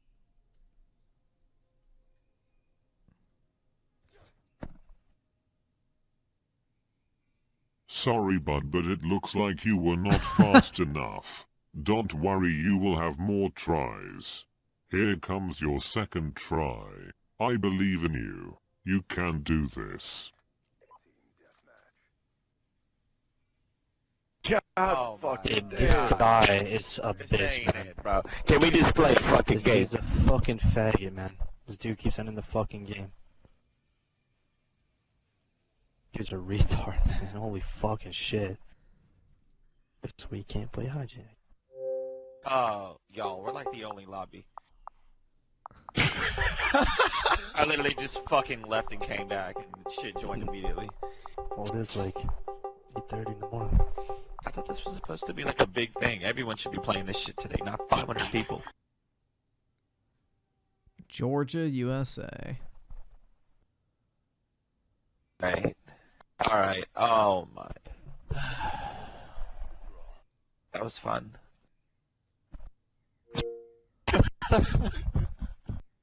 That shit was it, man. You mod, I end the game.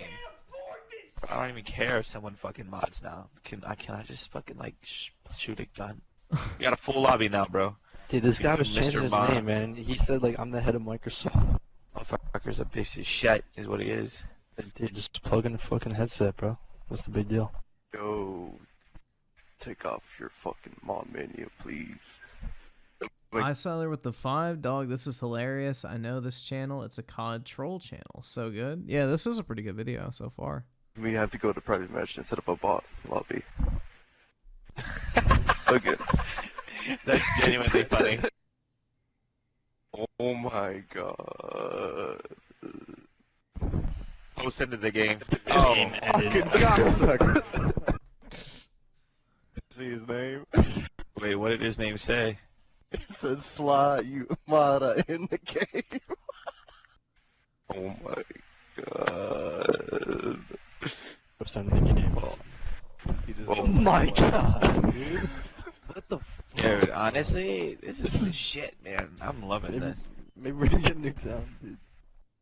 Yo, maybe all of us could just create a private match without this piece of shit. Fuck this, I'm gonna hop on I zombies. mod? I didn't even get a chance to mod, even if I was mod. No, it's I not. wanna know how he can change his name like that, dude.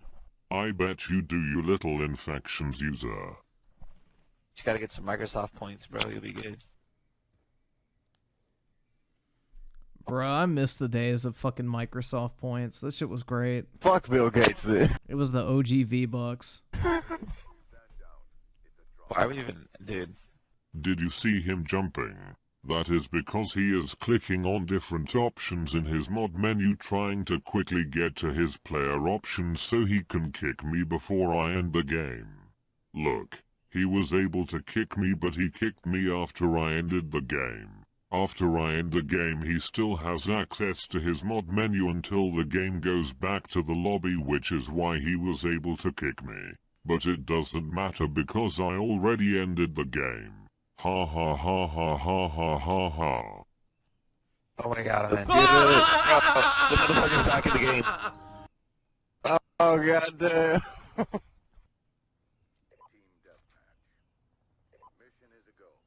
Motherfucker! No fucking way, dude. No fucking my way, God. dude.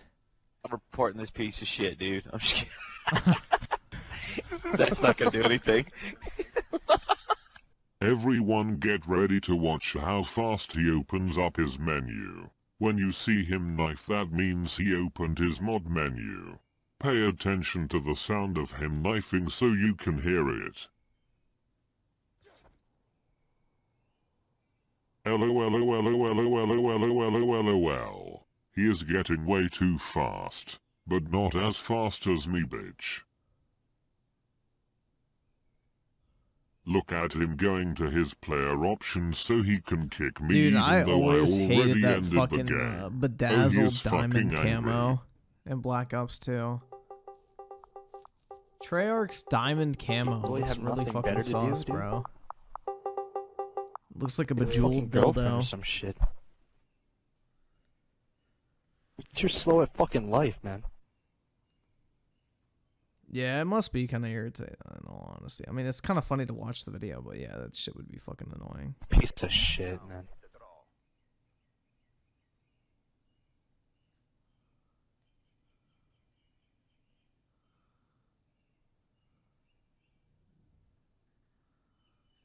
Shit. Good old Black Ops 2 games. Don't mod. This guy just keeps ending the game. Damn, these maps are nostalgic, bro. The fuck? Bro, you're a fucking pussy, dude. You're a fucking pussy. That's pretty wild. I can remember the layout of this map just by looking at it briefly. What the fuck? Fucking I've tried to join so many fucking lobbies. That's pretty crazy, honestly. I literally tried zombies. I tried fucking search and destroy, free for all. This guy's ended the game like 6 times in a fucking row, bro. I can end it now, bro. It's Nuketown. He's a 40-year-old fucking virgin, man.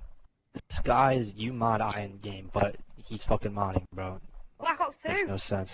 That's right, bitch. I am the #1 biggest hypocrite, bitch. Only I am allowed to mod and no one else, bitch. Anyone else who mods will get destroyed by me, bitch. Fucking annoying as all hell. Uh-oh, the Brit. You better not fucking end it again, I swear to fucking God.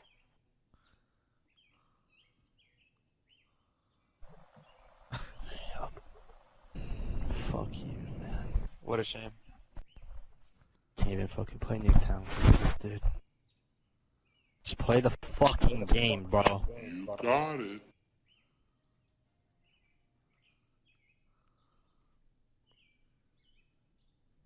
Oh look, he managed to kick me before the game loaded in. What will I so ever do? Oh wait, I will just join back. Ha ha ha ha ha ha ha ha ha ha ha.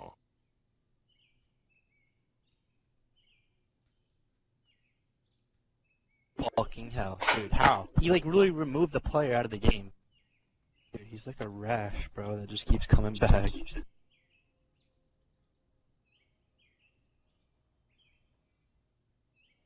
Look at him all the way over there across the map. He looks so cute jumping going to his player options. What the fuck is he trying to do now? Like, can you just leave, dude? What is the point of this?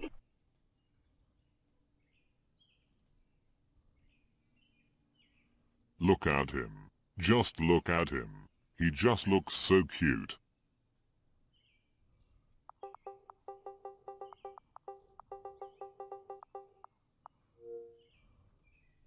You're literally a modder. You're just fucking people's day up, bro. Like, just let people play.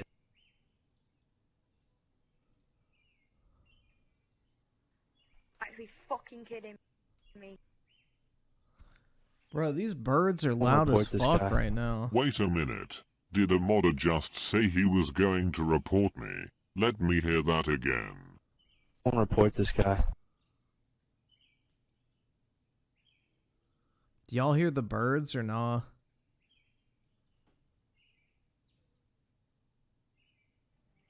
Dude, you must be that fucking trash that you're bloody using mods to fucking play a game. Shut the fuck up before I bloody call your mom to bloody make me a bloody cup of tea. Whip those fuckers? Alright. Oh wow, he finally was able to kick me before I ended it. I am very proud of him. But now I join back and end the game again. Ha ha ha ha ha ha ha ha ha ha. Now the birds are outside of my window. Interest in the game due to people doing stuff like that. On a power line or some shit. Finally. That's why. I don't fucking know where they are actually. That's why people stop playing the game, is because people like him. Oh my You're god, fucking man. kidding This me. kid just joins back to end the game, man. Like, what the fuck? Never seen anything like this, man. Never. Because he doesn't want anyone to have fun. And his point of fun is just pissing everybody off and modding the game. Probably fucking play if nobody's cheating. Only played like one game. I saw with the No $5 one was this channel cheating. has a dude camping with 3 PS5s Yeah, so connected probably and sitting joining was in fucking the cheating, spawn bro. in Apparently ranked today's matches. the That's pretty day. funny. Or it Shit. should be. Today's the day where today's gonna Pro strats. be like good old Black Ops 2 days where there's no mods. And this motherfucker's trying to make sure no one's modding. Fucking So You they got don't people like fucking ruin Sly. the game. Sly, are you cheating? Today's gone to fucking shit. Nah. Yeah, Sly mods. Nah, dude. I don't even have aimbot or anything, bro. Why the fuck you lying? Why you always lying? Oh my god. Stop you fucking lying. She's so liar. Playing legit, dude. She's so liar. Who the fuck's Sly's Sly? like the fag. Oh shit. Oh my fucking god. And that's why my Sly's the fucking fag. god. How does this guy keep...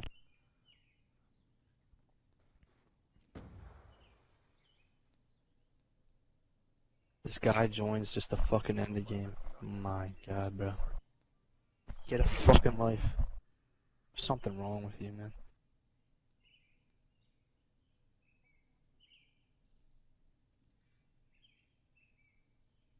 This motherfucker putting in some good ass jumping jacks cardio trying to be fast enough to kick me out before I end the game.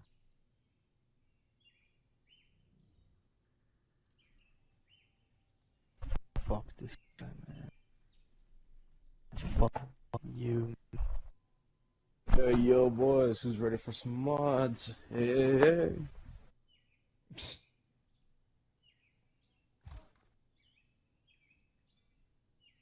This fucking guy, man. Like, as soon as he loads in, he just ends the game. He actually ended the game. But he is a man of his word. If you say you got the mod, he will end the game. So I kind of respect that. I'm kind of glad he did that. Or, not really glad about it, but I mean, surprised he did that.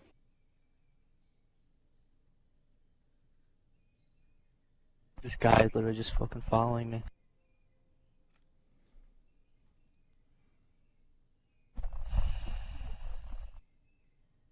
Get AIDS.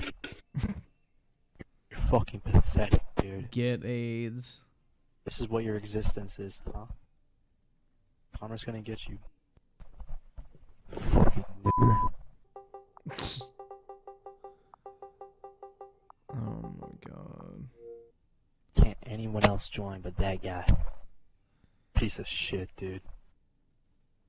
Keep saying the same shit, dude, you autistic fuck. Look at him in theater mode getting infections. LOL.